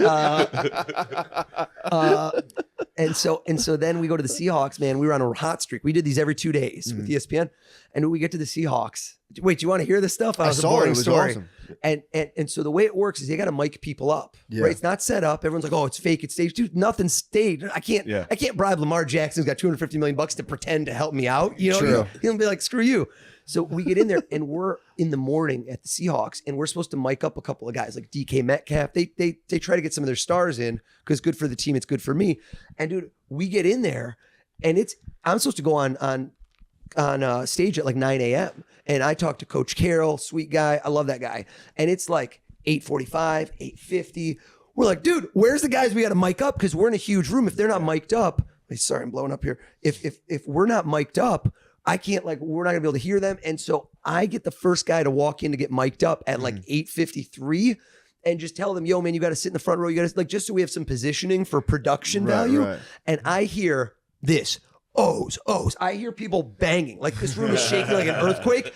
Dude, they're calling me to go in and do the show. And some production assistant runs in, like puts the headset. I was like, dude, we need you now. I'm like, dude, we're not ready at all. I don't have any of my briefcase. Dude, I run in there. I don't know what's going on. I'm not ready at all. Like nothing's going the way it's supposed to. And it turned out to be the best one, which is kind of one of those things. You know, you have like probably a set for you where it's total shit show. You think it's going to be terrible. And somehow that ends up being the best one. Yeah. And with DK, I hacked his phone, and his phone code was I saw that. 1414. Nice. Which is why the clip went viral, because everyone's like, dude, guy used his jersey number twice. Yeah. And then when I did it, everyone's like, oh, it's fixed, it's set up. He grabs my phone. He's like, get my damn phone back. Like, you knew he was clearing his browser history. And it was just, dude, the comments, if you read that, the funniest one I think had like 20,000 views, 20,000 clicks. Was like, dude, this guy's going to be a millionaire helping every ex-girlfriend right now.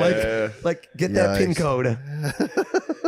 Yeah, why are you doing PIN codes? Stop with the PIN codes. That guy bombed. This guy's looking at porn. You're killing everyone, dude. Yes, it's good. That's Can you tell me- fantastic. That's what every mentalist should. Can you tell me Nate's pin code? I'm working on that. I'm gonna go deep on Nate. We're gonna do a deep dive before I get out of this room. Yes. Oh no! I knew it. As soon as I saw you were from Israel. Yeah. You guys aren't allowed to be racist anymore. I'm trying. We probably got like till the end of this No, year. we decided this year you guys are not allowed to be racist. I'm gonna be late. That's it. I'm gonna be a little late. I hear you. New Year's resolution is done. Yeah, either prove you're the Jews or knock it off. Knock it off. Well, you guys got to prove it. You guys can't just stand outside and scream that you're Jewish. That's all you guys have done so far. What if real Jewish people done to prove they're Jewish? They went through hell and back, dude. I know. To be fair, so did you guys, but Tomato. Oh yeah, true. Forgot about your plight as well. Anyway, look, we've all been through stuff. Let's get down to some magic. I'll tell you what, Bring it down, Shane. indentured servitude was no Let's get into joke. slavery and either. the Holocaust next. That sounds ripe comedy here. I mean, there was a potato famine, but Yeah, I mean, it was a 1.8 pretty million. rough famine that we went through. But Yeah. you don't hear us claiming Jews. That's Catholic. Not gonna let a plight change our faith. All right. Anyway. So, What are we doing? yeah. I don't. You got any more questions, or am I just going to blow your When mind? did you Blow my start? mind, dude. When did you start this stuff? I started doing this when I was a teenager, but I started doing magic tricks. So if you think about it, right, like you got to start with comedy. I don't know. It's different. I guess it's kind of different because you could either be naturally funny or you got to be pretty terrible for a few years before you start getting good. Yeah. And so with mentalism, it's exactly the same thing because it's the only other craft that you can't practice alone. Oh. That's why stand-up comedy, they're the two most pure, because pursuits, because magician, Sam Morrill, by the way, you guys buddies? I'm a huge fan of Sam's. And shout out to Gary Veter if he hears this, because Gary's my boy. We did America's Got Talent together. wow, We both made the finals. We've been good friends ever since. Anyway, so Sam had a joke. He just busted on somebody on his Instagram where he's like, magician comes up to him like, are you the guy that tells jokes? He's like, are you the guy who brings your act in a duffel bag?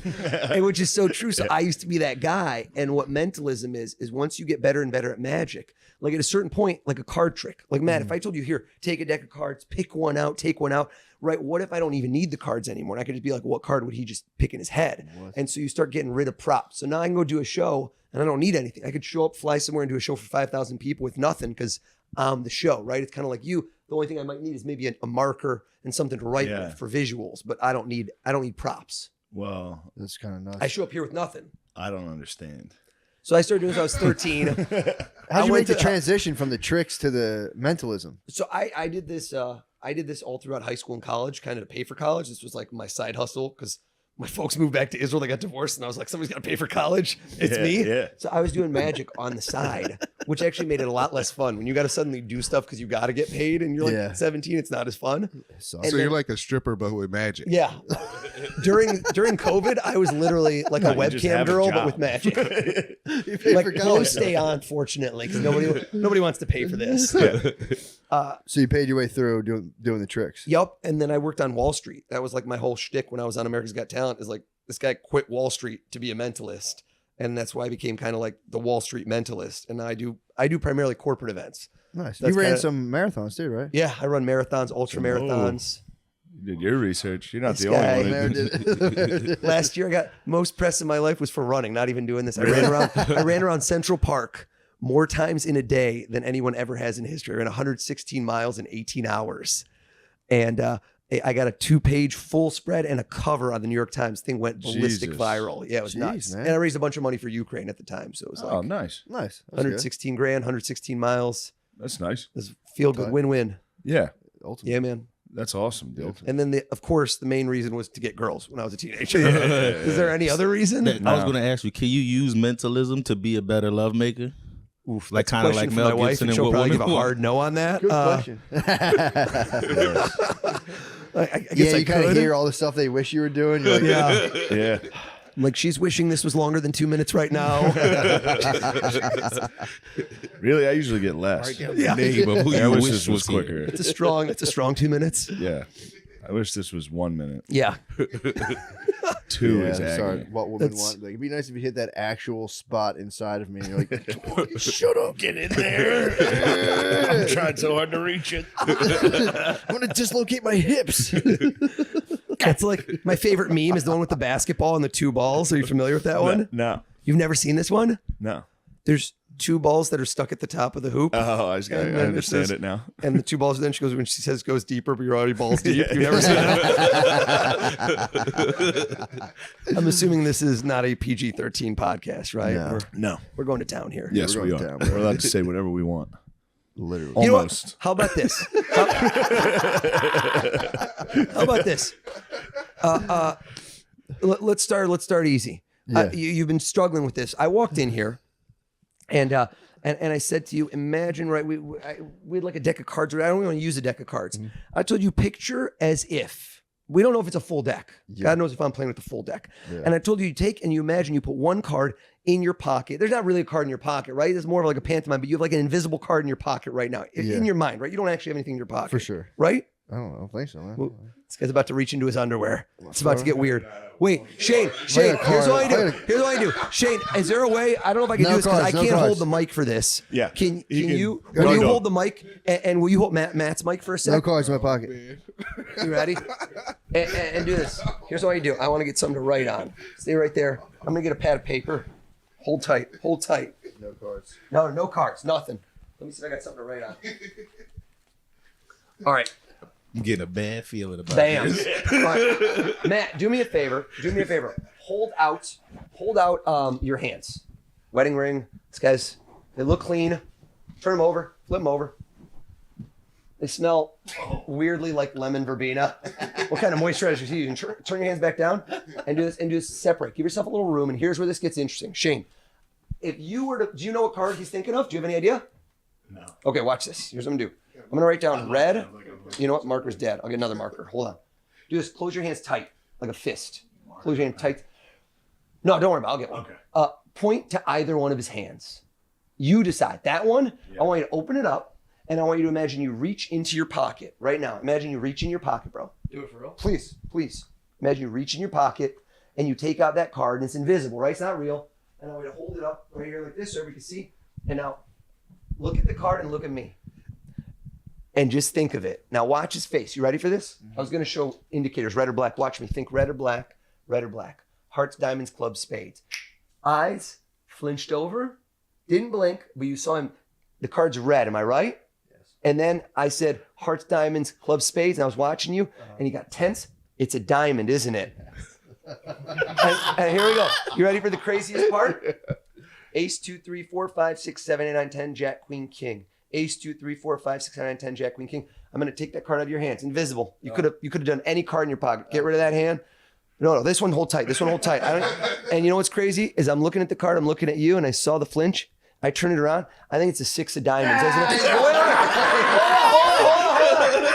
Hold on. You ready? What if I could take that invisible card and make it appear inside your hand right now? Because you could have thought of any card, right? What if I could drop that card right there in your hand? Do you feel a card in your hand right now? No. No? Told you it was invisible, but look, it just appeared. Open your hand. Look inside. Look inside. Look what it says.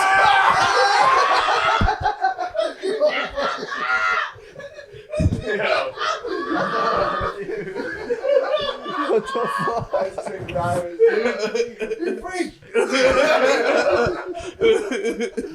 Oh shit! Whoa. Shane just went from 6 to midnight for the record. I don't know if you saw that. I thought I stonewalled you, dude. At the end, I'm like, no way he's getting the number of the card. Shane, how long you known Matt? 10 years at least. Yeah, around there. You got brothers, sisters? Yeah. What do you got? Sorry, I'm fucked up. You're mine for. Yo, how about this? No! Yo, You fucked me. It's perfect. This guy fucked me, dude. give out any card. Shane, the clip you saw me, DK Metcalf, I had him take out his phone, and I said, you know what you've done, DK? He's a wide receiver. He has probably caught a ball probably several hundred times a day since he was 6 years old. You multiply that out, that's probably millions of catches. That's muscle memory, man. That's like Tiger hitting a club. I bet you, see the phone, hold out your finger. Hold out your finger. You lefty? Yeah. Okay. See that? Yeah. Mind reader. The man's like, how do you know? All right. Is your phone, is this your phone or Matt's? Yeah, It's your phone? Is that, you've probably done your phone thousands and thousands of times. And also, if you remember the story, I saw you at the cellar. And so I would think maybe, what if I could have seen you somehow type your phone code in, right? That's what people said on there. You must have seen DK. I never met him before in my life. But I bet you this, would Matt know your ATM PIN code? No. That'd be a little weird if you did. That's a little more than a bromance, right? That's crossing a line.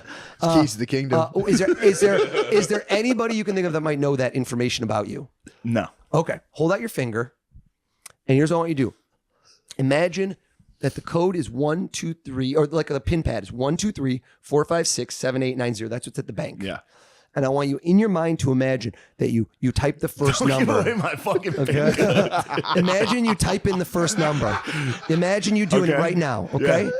Go. Show me some acting. Damn it. Come on. You want me to show No, you don't where say I the would number. type it in? Well, dude, it's invisible. There's no real pad. Are you guys getting this?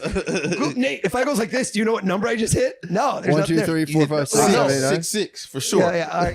Type the number. Okay. Yo. Your butthole just puckered like crazy. Dude, I don't know if you got the gift. The first number's a 6, isn't it? You got so damn nervous when he said that. Yo, do you know his code for real or did you just guess? No, Because you got so tense.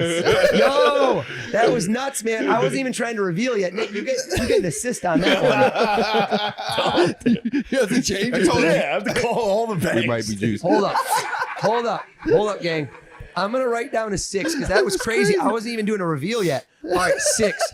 All right, you did the 6. Yeah. Now in your mind, this is what, all right, right off the bat, 6 is unusual, and I'll tell you, you're an outlier because most people start with 0, 1 because they do a birthday. Damn it, that's mine. Yeah. Now I bet you didn't do your own birthday, did you? No. I didn't think so because that's a little too vain even for you. You know what I'm saying? So it's like your number starts with a 0, doesn't it? No, dude. okay. I didn't read his mind yet, but it's funny because some people do certain things. Throwing you off. Your probably isn't a birthday. Think of the next number. Think in your head. If it's, what do you do? 666? That'd be fine. No. All right. Think if you go higher, lower, higher, lower, higher, lower. Do you think you know the next number, Nate? The Wild Wild West. Yeah. I told you. Are you guessing or do you know for real? I'm guessing. I'm guessing. Dude, did he just nail that? No, honestly, Wild Wild West. It was just being. Well, it is. Wow, wow, West. You know what? It's Shane Gillis. You know what? I'm not that impressed. Here's what I bet you. I bet you it's not The Wild Wild West. because then if he loses his card, he knows one of his fans going to get it. So let's see. Can you get the next number? Because I don't know what it is. 420. I don't want you to say if he's right. What are you saying? I said what? Okay, let me look at him. No, I don't think you're right. He would have flipped out if you would have. Watch him. Watch his face. Look at me. Don't say anything. 2, 3, 4, 5, 6, 7, 8, 9. Man, that's lucky you got that. Okay. Think of the last number. 0, 1, 2, 3. Look at the tension building. 4, 5, 6, 7, 8, 9, 0. Yo, this is amazing. Now, there's no freaking way in the world I could know this, right? We met today when I walked in your house for the first time in our life. There's no chance. Now, you might have got lucky on this, right? We agree on that. Or I have the gift. Or you have the gift, man. Hey, yikes. You guys saw it, right? Yeah. I'm going to show the camera too, so we don't think I changed it or somehow. Okay. What is your code? Start with the 6. Start from the beginning. 6. All right. Well, You can bleep it. You can bleep yeah, it. bleep that whole thing because I'm not changing it. Yeah, I'm so lazy. All right. You know what? Nate, here's what Nate did. Nate, Nate read your mind. Nate, how about this? Do you remember the name of your second grade teacher? I don't. That's fucked up. Forget. Yeah. Really cut deep right there, Wait, Nate. no, I think I do. No. You know what? Here's what I'm gonna do. You know why I don't remember it? Obviously, didn't mean much to you. Yeah. Let's do something deeper. Okay. Let's make this exciting. Close your eyes, and I want you to picture the face of the first girl you ever kissed. That bitch. Open your eyes. How much history you got with everyone in the room right here? Lemaire, Matt, Shane, a lot of history. You go way back. Yeah. You ever tell them the name of this girl? No. Okay. Ever? No. All right. Here's what I want you to do. I want you to think of the first letter in that name. Have you ever posted this on your social media? You ever write this down somewhere on a piece of paper like this? Have you ever told anybody anything? It's been on MySpace, but I didn't know that when I had MySpace? MySpace. Yeah. I've definitely been searching MySpace. Yeah, here. saying Nate, I've been no one stalking knows. No Friendsters one too knows. while we're at it. It's just a 2023 no one throwback. All right. Think of the first letter. All right. Do I need eyes open, closed as a man? Whatever you want to do. Whatever you want to do. All right, I'm closing. He's trying to block you out. I'm trying to not let you into my soul.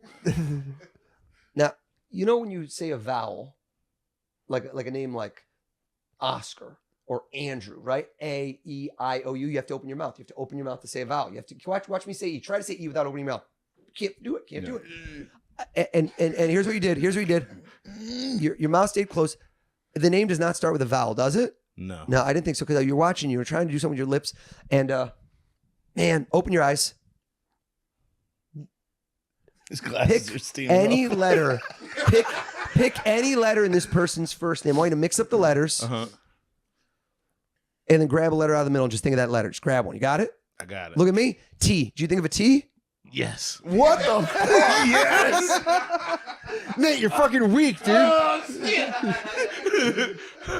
Hold up. I'm shaking. You're fucking weak, Nate. He wrote in your hand. Your brand. You're marked by the beast. Here we go. Come on over. Check this out. You are marked by the beast. Also, by the way, if you think of another card right now. Yeah, why? Wait, This one is going to appear on the head of your penis. No, I'm kidding. I'm totally kidding. Think about Lemaire, come see. Yo, I got this weird vibe. You ready on this? I told you to think of your first kiss because I thought it was like a family show. You know what I'm saying? Yeah. But I saw someone with a vowel. There was another name. You were thinking of the first girl you ever had sex with too, weren't you? And this was like the one you were more excited about. I don't know why this name popped in your head because I said first kiss. The girl, hold on. Let's stay with first kiss, but another name popped in your head. The name of the first girl you ever kissed, I think this was like third grade. I think you were both third grade. Tell me. Nice. What? You guys see this? What was her first name? Your first kiss? Brittany. With an A, right? Brittany. That's my wife's name, dude. That's my wife's name, dude. Yo, take this pad. Go over there. Write down the name of the first girl you ever had sex with. Don't even do it in the corner. Make sure nobody can see. Go over there. Not too Make deep sure in the no one can corner. see. Keep No, your eye on right me. there in front of me. Go in the corner. Damn, And dude. you know what, Shane? Grab a pillow, put it over my face. Make sure there's no way I can see Yo, anything. Oh, this is scary, dude. Shane, choke me a little. Hold it down. Just a little. Safe word. Hold on, Matt. Get it. Matt will hold you. What's our safe word? Brittany. Yeah. Tell me when he's done. I'm done. Is it against your body? Oh, now it is. Cover it up. Okay, here we go. All right. First girl you ever did the deed with. First girl you ever did the deed with. Look at me. Look into my eyes. Look back to that day. What are we talking? 3 weeks ago? 3 weeks ago? This guy's been on a hot streak. Think of the letters. Mix them up. Grab a letter out of the middle. Think of that letter. Change your mind. Back and forth. What's that? Hold on. Look at me. It's not. That's a D. What's the vowel? Starts with the vowel. M-A-N-D. Amanda, turn it around. Show everybody. Well, no. Wait. Brittany is the girl. I already wrote that name down. Yeah. No. I said the name of the first girl you ever had sex with. Is that Amanda? They're the same person. They're the same. I promise you, the two are the same person. They're both named Brittany? Now, Who's Amanda? Were you thinking of Amanda first? Amanda popped in there, but Amanda did pop in there, but she's not the first person I've had sex with. He didn't count that one. You know what I'm saying? It was very premature. It didn't really. I get it. Your secret's safe. Wait, hold on. Were you actually thinking? I did think of a person named Amanda, but it was because Did that pop in your head? No, just tell me. this is what popped into my head because when you asked that question, Yeah. you said the first kiss, like my first I knew it was the same, so I was like, I don't want to say the same thing. Oh. Amanda was next. Yo, so I I'll thought take that as a Amanda, hit, like, man. yeah, He was yeah. thinking of Amanda. Hold on, That's Lemaire. insane. Let's try something, Lemaire. Lemaire, Yes. Oh, Lemaire. Hello. Here we go. Here we go. Here we go. Lemaire gonna be tough, dude. His is Frank. You have to tell me I know these things. Lemaire, we got five people in the room, Yeah. right? We got me, you, Nate, Matt. We got Shane. Shout out to Sean on the camera. Imagine that somebody walked through that door. Okay, now here's what's gonna make this good. Hypothetical. I'm gonna make this impossible. Dead or alive? Dead or alive? Man or woman, but somebody famous. Got to be famous. I can't, because otherwise, you know what? If you told me I could have anybody dead or alive, I want to see my grandma again. Yeah. It's a little bit more sad. Brings the Yeah, somberness yeah, of the true. show down, kind of like when you brought up the Holocaust and slavery. Callback. Is this not a comedy podcast? callback. Callback, That is Shane. a callback. These jokes are flying high for you. I got it. And somebody walks in, sits down right here on this couch, and you're like, oh my God, you guys get out of here. I want to hang with this person for the next 2-3 hours. I want you to picture that person right now as if they're in the room. Can you do that? Yeah. Already doing it, dude. All right, watch me. Look this way. Who do you pick? Now, I don't know Lemaire. Did you tell me he was going to be here when you told me to come to the podcast? No. I knew Matt was going to be here. That was it. Yeah. I think Lemaire, when I said dead or alive, that's when his eyes lit up. And he was like, oh, shit, I could do dead or alive. Because now that expands your horizons. Because living, you could technically run into somebody. We live in the greatest city in the world. You could run into anybody in New York City. It Dude, we could ran happen. into you. I think, well, I'm here. I think this person's dead. Am I right? Yeah. All right. Hold up. Now let's keep going. Can't be an He anime might have done an character. athlete. I don't think. I think he likes athletes, but I think he wanted to go big. I think he wanted to go Hall of Fame. And I said that this person would walk in this room. But you know what I think now in hindsight? I think he turned around and moonwalk. You're thinking of Michael Jackson, aren't you? Yeah. Yeah, dude. It's not, every black person thinks Michael Jackson. I saw the NFL one, dude. It's such a nice trick. Every black person says Michael Jackson. Dude, dude, come on, dude. That's fucking crazy. Yeah. I Dude. thought Vince McMahon.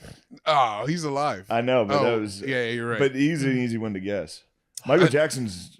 I would have never guessed that you picked Michael Jackson. He was imagining Michael Jackson coming in on John Cena's shoulders. For the record, that ultimate was the make-a-wish. visual. That was the visual. Oh, John my Cena's God, batting off a bunch of little kids like, get out of here. Run. I'm still fucked up. Man. Destroyed. Dude, get out of my brain, man. Get out of my it's head. fucked up. Get out of my brain. That's fucked up. You have your phone? Yeah. What are you on? Is this? Oh, your calculator. Can I go back in? You want me to unlock it for you? Let's go to your ATM next, baby. It's up. What do I need? Here's what, no. I want you to. You know what? 1, 2, 3, 4. You. I want to make a memorable moment. Do you have your phone? Do you use Siri?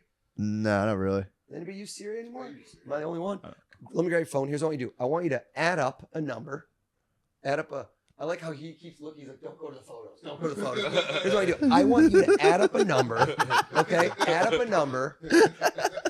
But I want every single component of it to be, forget the one you have. I want you to make one up on the spot, fresh, right here on camera. So nobody thinks like, oh, this is set up or anything. I want each one of you to put a little piece of yourself into this in a way. Think, what are memorable days in your life? Hear me out on this. From the day you were born until today, what are some of the most memorable days of your life? I'm assuming when your daughter was born. Am I right? For me, like when your kids were born. The day you might have, I don't know, like give me another day that in your life is very memorable. Give me one. Just say one. 9/11. Yeah. I mean, that's truly it is, but a bad one. Yeah. I mean, like good or bad. Good or bad. Here's what you do. Lemaire, I want you to think of a day in your life that was either good or bad or whatever, but a specific day. So like 9/11 will be an 11 in this case. Think of a number, either 1 or 2 digits. You got a number in mind? Yeah, don't write anything. No, don't write anything.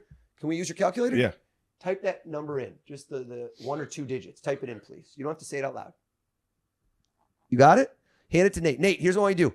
I want you to think, look this way. He did a day. I want you to think of a month. Now, if this was January, that's number 1. If this was December, that's number 12. Something memorable in your life. I don't know, the month.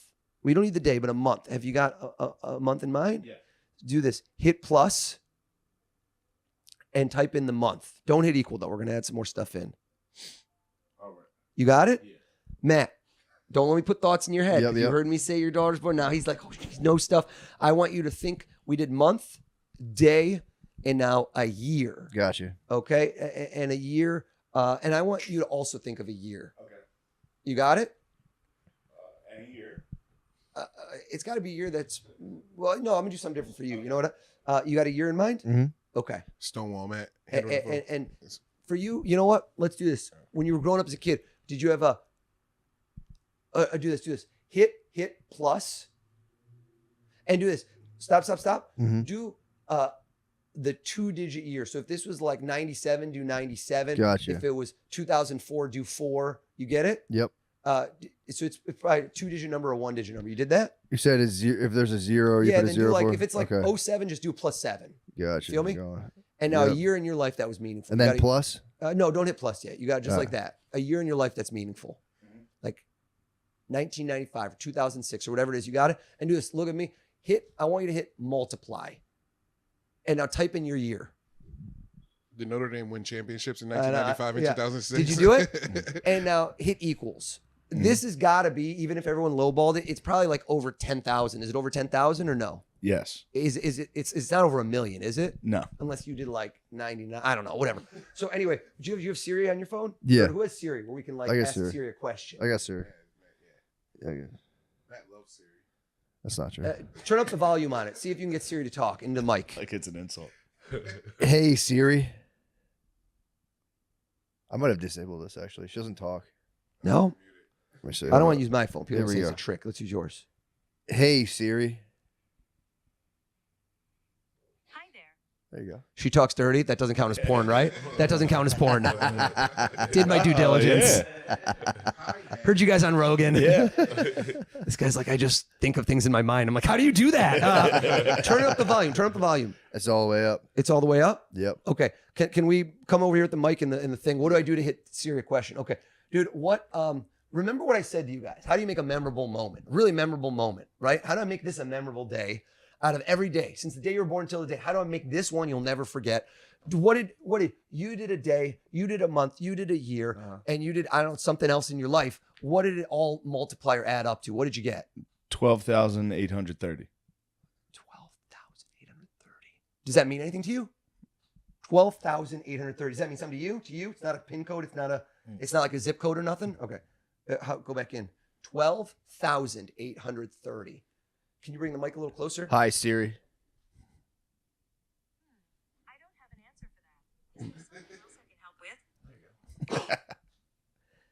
Siri, what was the date 12,000? On it. My phone's fucked up, dude. Siri, what was the date 12,830 days ago? It was Friday, December 11th, 1987. That's your birthday.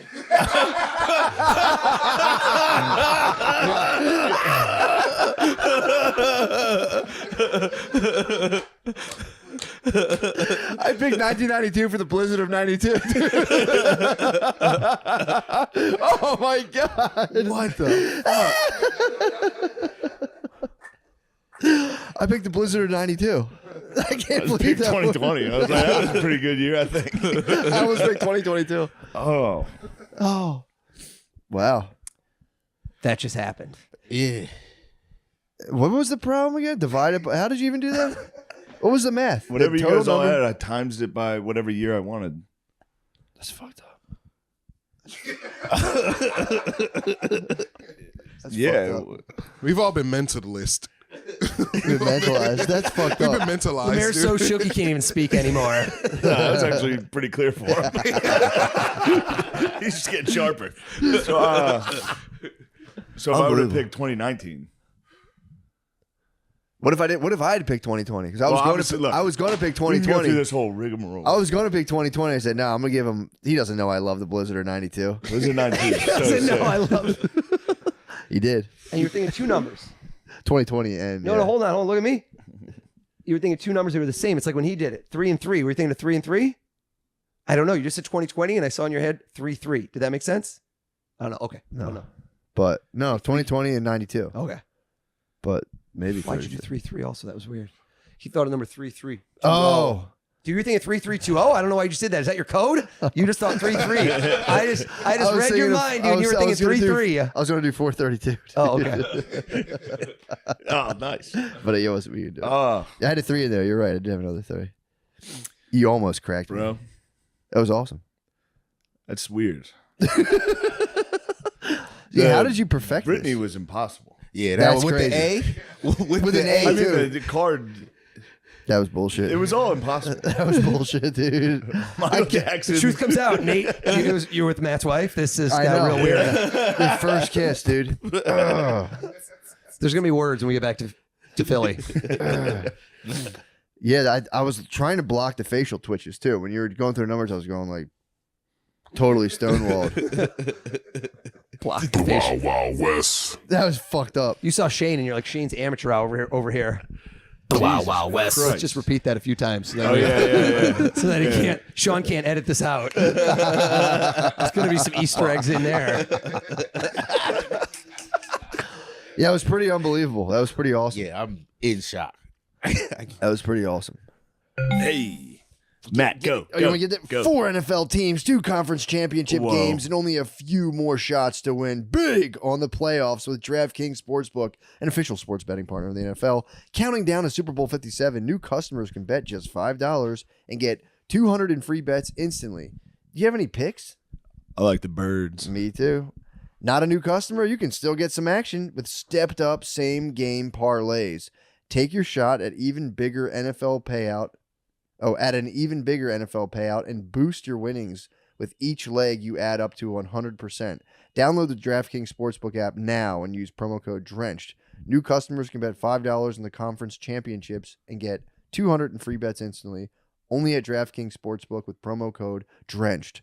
Minimum age and eligibility restrictions apply. See show notes for details. Thank you, Matt. Now let's get back to the mentalist. Don't they all? We combine them all, don't we? Whatever. It's funnier that way. It is. It is. All right. If you're still using your ball trimmer on your face, listen up. I'm never going to stop doing that. Manscaped, I'm literally never going to stop doing that. There's nothing that can stop me. Manscaped has just announced their brand new Beard Hedger Pro Kit. The Beard Hedger is a cordless trimmer of your dreams and gives you 20 haircutting lengths, from Mr. Clean to Grizzly Adams and everywhere in between. And it's waterproof, so you can shave anywhere. And since Manscaped wants you to have all the tools for the job, they're throwing in a beard brush, comb, and scissors to make you look like $1 million. Get 20% off with shipping with the code DRENCHED at manscaped.com. That's 20% off and free shipping with the code DRENCHED at manscaped.com. Manscaped Beard Hedger, 1 stroke, 1 guard, 20 lengths. Whoa. Now let's get back to the podcast. The Jewish mentalist. All right. Nothing makes you sound smarter than learning a new language. Babbel is the language lesson app with easy bite-sized language lessons. Yes. It's Chinese. Good. For I cannot speak Chinese. Lessons take as little as 10 minutes What a was day. Lessons take as little as 10 minutes a day, so you start having real-life conversations in as little as 3 weeks. Choose from 14 different languages with lessons voiced by real native speakers, not computers. Okay. With Babbel, you can access podcast, games, videos, stories, and even live classes to help you on your way. Plus, it comes with a 20-day money-back guarantee. Right now, get up to 55% off your subscription when you go to babbel.com/drenched. That's babbel.com/drenched for up to 55% off your subscription. I'd like a subscription there. Oh, yeah, Babbel. It's time for me to get back into Espanol, the ancient country of Espanol. Babbel, language for life. That'd be nice. It's time for me to get back into I'm Spanish. going to get in there. I'm going to get my Korean going. Sábados. ¿Qué más? Actually, not well. Not, I don't have stinky feet, dude. Yeah, I got stinky Do you fucking really? feet. Yeah. My wife's feet stink. My lady's wife, her feet stink like my shit. wife's feet are crazy, It's like bro. she's been living in that hoarder house. Disgusting. All right. So, And then you just stop doing these things, and what do you go? You go get lunch and This way, stuff. Shane asked me, he's like, should we do the performance at the beginning? I'm like, if I do that at the beginning, Shane, you're not gonna be able to say anything after. He's like, no, we'll be good. I'm like, no, you won't. So in the mentalist community, are there guys that you're like, damn, that guy's so nasty? Or is there guys that you're like, but trash? we all know each other. There's not that many. It's a very small profession. Yeah. Very shockingly, like the guys who do most of the big, I call it high profile events, or the guys who are the most televised. Yeah. Are a very like kind on one hand. Who was the guy who tricked people into like jumping off of a building? Did you ever see that? Darren Brown. Darren Brown. So that that shit dude's was huge sick, in the UK. dude. He's Not a probably good the most trick. famous. He's the most famous mentalist in the world. But That in was the the- US, he is not. He got the Netflix special, but he's not like a household name. In UK, he is David Blaine Copville. He's like a household. Yeah. And He's he's just kinda- tricking people to jump off Dude, buildings? he did this He's the thing goat. where he Were they made dying? he set up a whole environment where things got so fucked Yeah, I up. heard this show. Dude, it Wasn't was like the a dead push. body. It was the push. Yeah, to push someone off the building. Yeah. It was fucking crazy. And they fell on a safety net, but he convinced people to kill But he people. did. They had to be like, nah, it was just a trick. And they were like, fuck. That's my finale too. Lemaire's like, I'm not coming to your show. Yeah, that's awesome. Yeah, man. I'm just on the road all the time, just working, Really? freaking people out. And if you, I don't know when this is going to drop, but everybody watch me on before the Super Bowl. Probably tomorrow. Oh, nice. I'll be Yeah. on ESPN right before the Super Bowl, February 12th. Nice. Nice. So what do you think? Humble brag. Hopefully right before the Super Bowl. Yeah, Everybody's but- Super Bowl party, ESPN is on. Yeah, dude, Yeah. get on there. We're going to freak some What do people you out. think about people with like psi abilities?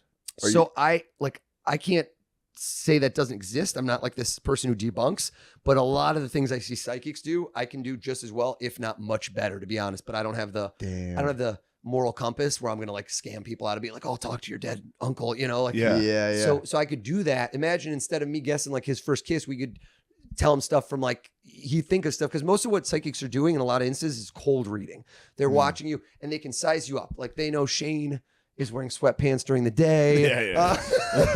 Oh, yeah. Like you can see somebody, they got a wedding band, you know their age, you know they're coming in, you know their mom statistically might have fucked died of up, heart dude. disease or something. Like you can size people up real yeah. quick. So you could decide, and then you're like, oh, I'm picking up a name with an M. Is it a Michael or a Mark? You know, you start getting hits. People forget the things you miss. They remember the things you hit. Right? Yeah. Kind of like you could have a set where most of your jokes suck, but if you have one killer bit, that's what people are hopefully going to remember. With psychics, people are gravitating towards it. Yeah, they want it. Yeah. So I've always wanted to be like really psychic. I'm not. I've done some things where I can't understand how I did them, but I don't think it's psychic. It's sometimes I get lucky, or sometimes I get intuitive, or sometimes I get like a guess, and I try to analyze how did that work. And it's kind of like anything. It's like timing. Dude, you try like, to figure it out. do you have an example of such of your non-psychic abilities Like, what do you mean? Like things I've done that I can't explain? that freaks you out? Yeah. Oh, I've had it in shows all the time, man. I just have things at shows all the time where I can't explain to you. But it's, you know what? It's like ping pong. You guys Amanda ever- was weird. Yeah, Amanda. Yeah, that one. I'm That one, also getting a that guy. one because it was like I'm also- layers to it. Oh yeah. Oh, I know, man. Yeah. Also picking up the name Nicholas. Who's Nicholas? No, I'm totally kidding. Fuck. It was that one time you were drunk. Doesn't count. No, but I'll guess things and I'll be like, I don't know how I got that, because not the normal methods I do it, and then I can't figure it out. But there must have been a way, and it's you kind of lean into it, and sometimes you just think it's luck. Like I'll do stuff with. I had a card trick one time before I was a mentalist, where I was. When I went to Michigan, there's a BD's Mongolian barbecue place closed down. But you ever in the Mongolian barbecue? They like rip. Do you know what I'm talking about or no? I've never been there. No. Mongolian barbecue. You guys don't know this? They make food where they make it on like this huge circular. Oh, yes, I have. Dude, Yes. they drop sounds a awesome. plate. So Anyway, fucking good. This is Yes. secondary Yeah. to the show. But I used to work there, and I did a trick where people would pick a card instead of being your pocket, a magic trick. They sign the card. I say, put it back in deck, shuffle it up, rubber band it like crazy. And I take the deck back, I go like this. I riffle, I go, do you see that? And they go, no. And I'm like, look on the ceiling, bro. And their card is stuck to the ceiling. And it was my signature trick. And there's hundreds of these cards all over the ceiling. It was like my calling card for years when people go into this restaurant. And I was at this college. And so there's a trick where I did that one time. And the guy gave them back to me in the rubber band. And right when I did the like riffle, rubber band snapped. Cards went everywhere. I was like, like they just screwed up the trick. I can't do the trick. Cards are all over the floor. And I start walking around to pick up the cards. And dude, the guy tells me the card we can't find it anywhere, and it's not going to be on the ceiling now because I couldn't do the trick. Yeah. And so, dude, we get to the end of it and we can't find the card. And this guy's like, "Oh, this is it. This is it." Like he's like, I got him, it's yeah. like Lemaire was when it was Michael Jackson's like, ready. Yeah. And I'm like, I'm screwed up. I'm like getting sweaty. I'm like, I don't know where the hell his card is. And so he's like, where is it, man? He's like, is it on me? Is it? And then finally I'm like, and then I like just check, legit, just to check under my shoes. And I lift up my shoe and it's stuck under my shoe. And it was just a fluke where my shoe was sticky or gum. And dude, this guy probably talks about this to this day. And it was an accident. And it was full on, full tilt that. You better believe I took credit. Like, hell yeah, bro. That's how it happens every time. And in my mind, I was like, I think I got hard right then. I was so excited. Oh, that's And awesome. it was purely, it was like a miracle. It was an absolute miracle. Wow. And so you asked me that. I don't know how that happened. But you know what? That's like putting monkeys on a typewriter. You Yeah, do that enough yeah, times, yeah. they're gonna write you Yeah. Shakespeare. That I probably did that trick. It just rubber band broke. I'm sweating profusely. Dude, I don't know. So things like that happen. How does that translate with like the personal relationships? Can you not mentalize, or if you're like asking people questions Mentalize and all they're because it's a verb. So you And can, they're- can you like tell when Yeah. somebody's lying to you? yeah, like if you're in like certain instances, yeah, yes. if you're like, hey, how many times you come or whatever, like Yeah. whatever. You ever get like a 5? Just fully Exactly. a bunch. Oh yeah, it's the best. No, I've never been with a black guy. What the fuck? What? Look at me think of the name. Think of the name. Undertaker. Got it. Yeah. Dead man. I think Shane might actually be a mentalist. Guys. I think the I can do comedy it. hustle is just to like hit a certain level, can and do then it. this is going to bring you to the Does next. it completely break off? Next Netflix special, definitely mentalist, comedian, light dose of Downs. You know what I'm the saying? mentalist. Well, I mean, that was a comical example. I was just kidding, but like when you're talking to people and they're like, are they setting off I signals turn it all the on. time? It takes a lot of focus. It's Gotcha, kind of like, gotcha. You're not are you gonna- funny in real life? Yeah, but it's not. You got to like, people don't get that. Well, right now, we're at Thanksgiving dinner, do a set. It's not going to Oh, work. yeah, I've got to no, put you in a fuck that. situation. So like, for example, I've had really successful and famous people call me that you just like, I'm not going to say names because you're not going to be like, are they that dumb? Who have literally said to me, dude, I'm buying a company. I need you to come in for a negotiation. And if I was more, I really, in hindsight, I obviously should have scammed that person. Who knows how much they would have paid to be like, hey, come in and like tell me what he'll actually spend. Because like, what if somebody's going to spend at 1.16 Jesus. billion instead of 1.1 billion? But so I tell them, I was like, dude, I'm not going to lie to you. Do I have a tactical advantage? Yes, but it's very small because when I get in there, I can't be like, all right, now look at me. Now think of this. Yeah. They're gonna be like, what the hell do you, who are you, between dude? $1 and a You're billion. not the lawyer. this Like I kinda- can't set you up the way I want to set you up. When Yeah. you're in my world, I'm the director. I point the camera where I want, and you do the trick the way I want. If you walked in right now and just said, I'm gonna do this, and I'm not. Could I do it? Yeah. Maybe, but you can't really hypnotize somebody who doesn't want to be hypnotized. Same Say thing. you came in as a mentalist though. It's 2 billionaires about to like exchange, I guess, like water rights in India, and you're there. Could you be like, the guy could be like, I brought in some entertainment, and then you Yes. could do the whole thing and skew it Yes. towards the deal. 100% yes. The Indian, That's the move. in front of the Indian man. Yeah, have some boys come and dance at first, and yeah, then you like could just some do that. If entertainment. somebody, they have to be willing to. Honestly, yes, that's a great way to low key kind of trick somebody Yeah, over. but I've where they provided don't realize entertainment. it's under the guise of a show, and I'm like, oh, you got something in mind? Let's do something from your Have like a girl recent chained to the memory. wall. Yeah, Yeah, basically Jabba the Hutt. Jabba the Hutt's palace. imagine your first kiss holding a sign with the amount of money that you're willing to spend on this company. I'm gonna look at me. Brittany's holding 1.16 billion. Throw me 20 mil, bro. Man, we got a business model. That's what I'm dude. saying, dude. Dude, can you do? I hate to ask you to do more stuff.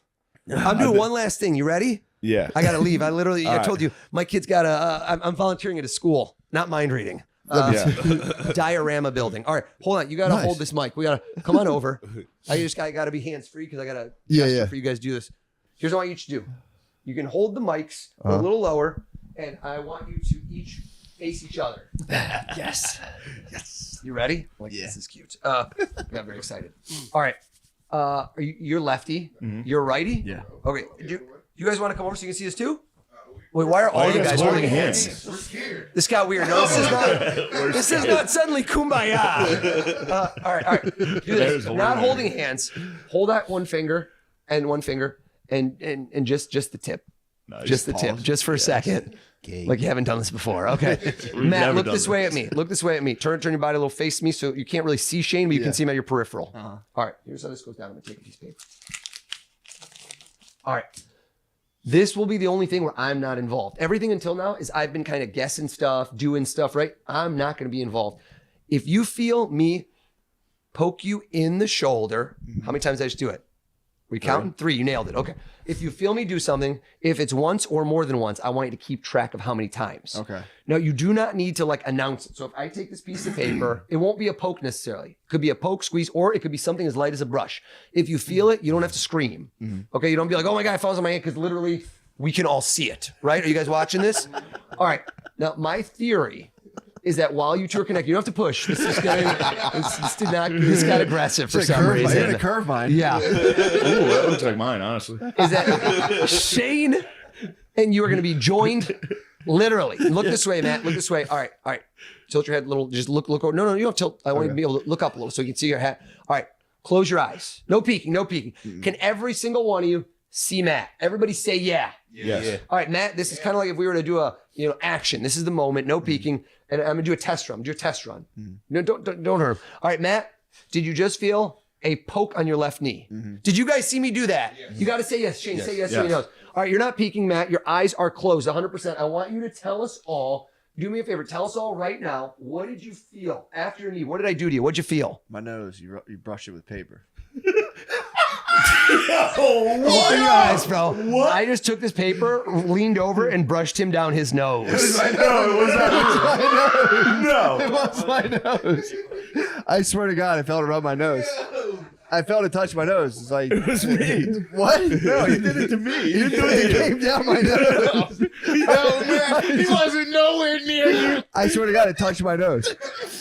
It touched my nose. That's how you end the night, baby. Oh, dude. Awesome job. No, it like That was amazing. I felt it as clear as day. If you go take a leak, it's gonna be real weird. It's gonna be real weird. Eskimo brothers all of a sudden. It's real weird. Well, thank you. That was dude, awesome. That was incredible. Dude, it was like felt right down my face, yeah. I swear to God. Obviously. I mean, we filmed it. It'd be awesome if we did it to you.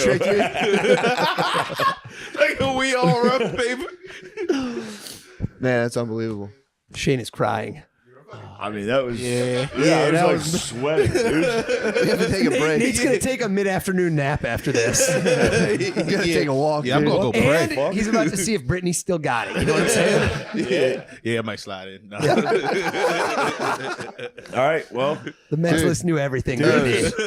First base all the way to the home run. Oh, you're the real deal. Thanks, guys. You're the Thank you real so deal, bro. much, man. Dude, awesome, man. That was I got awesome, comedian bro. friends now. I love it. real deal. I'm nestling my way in eventually.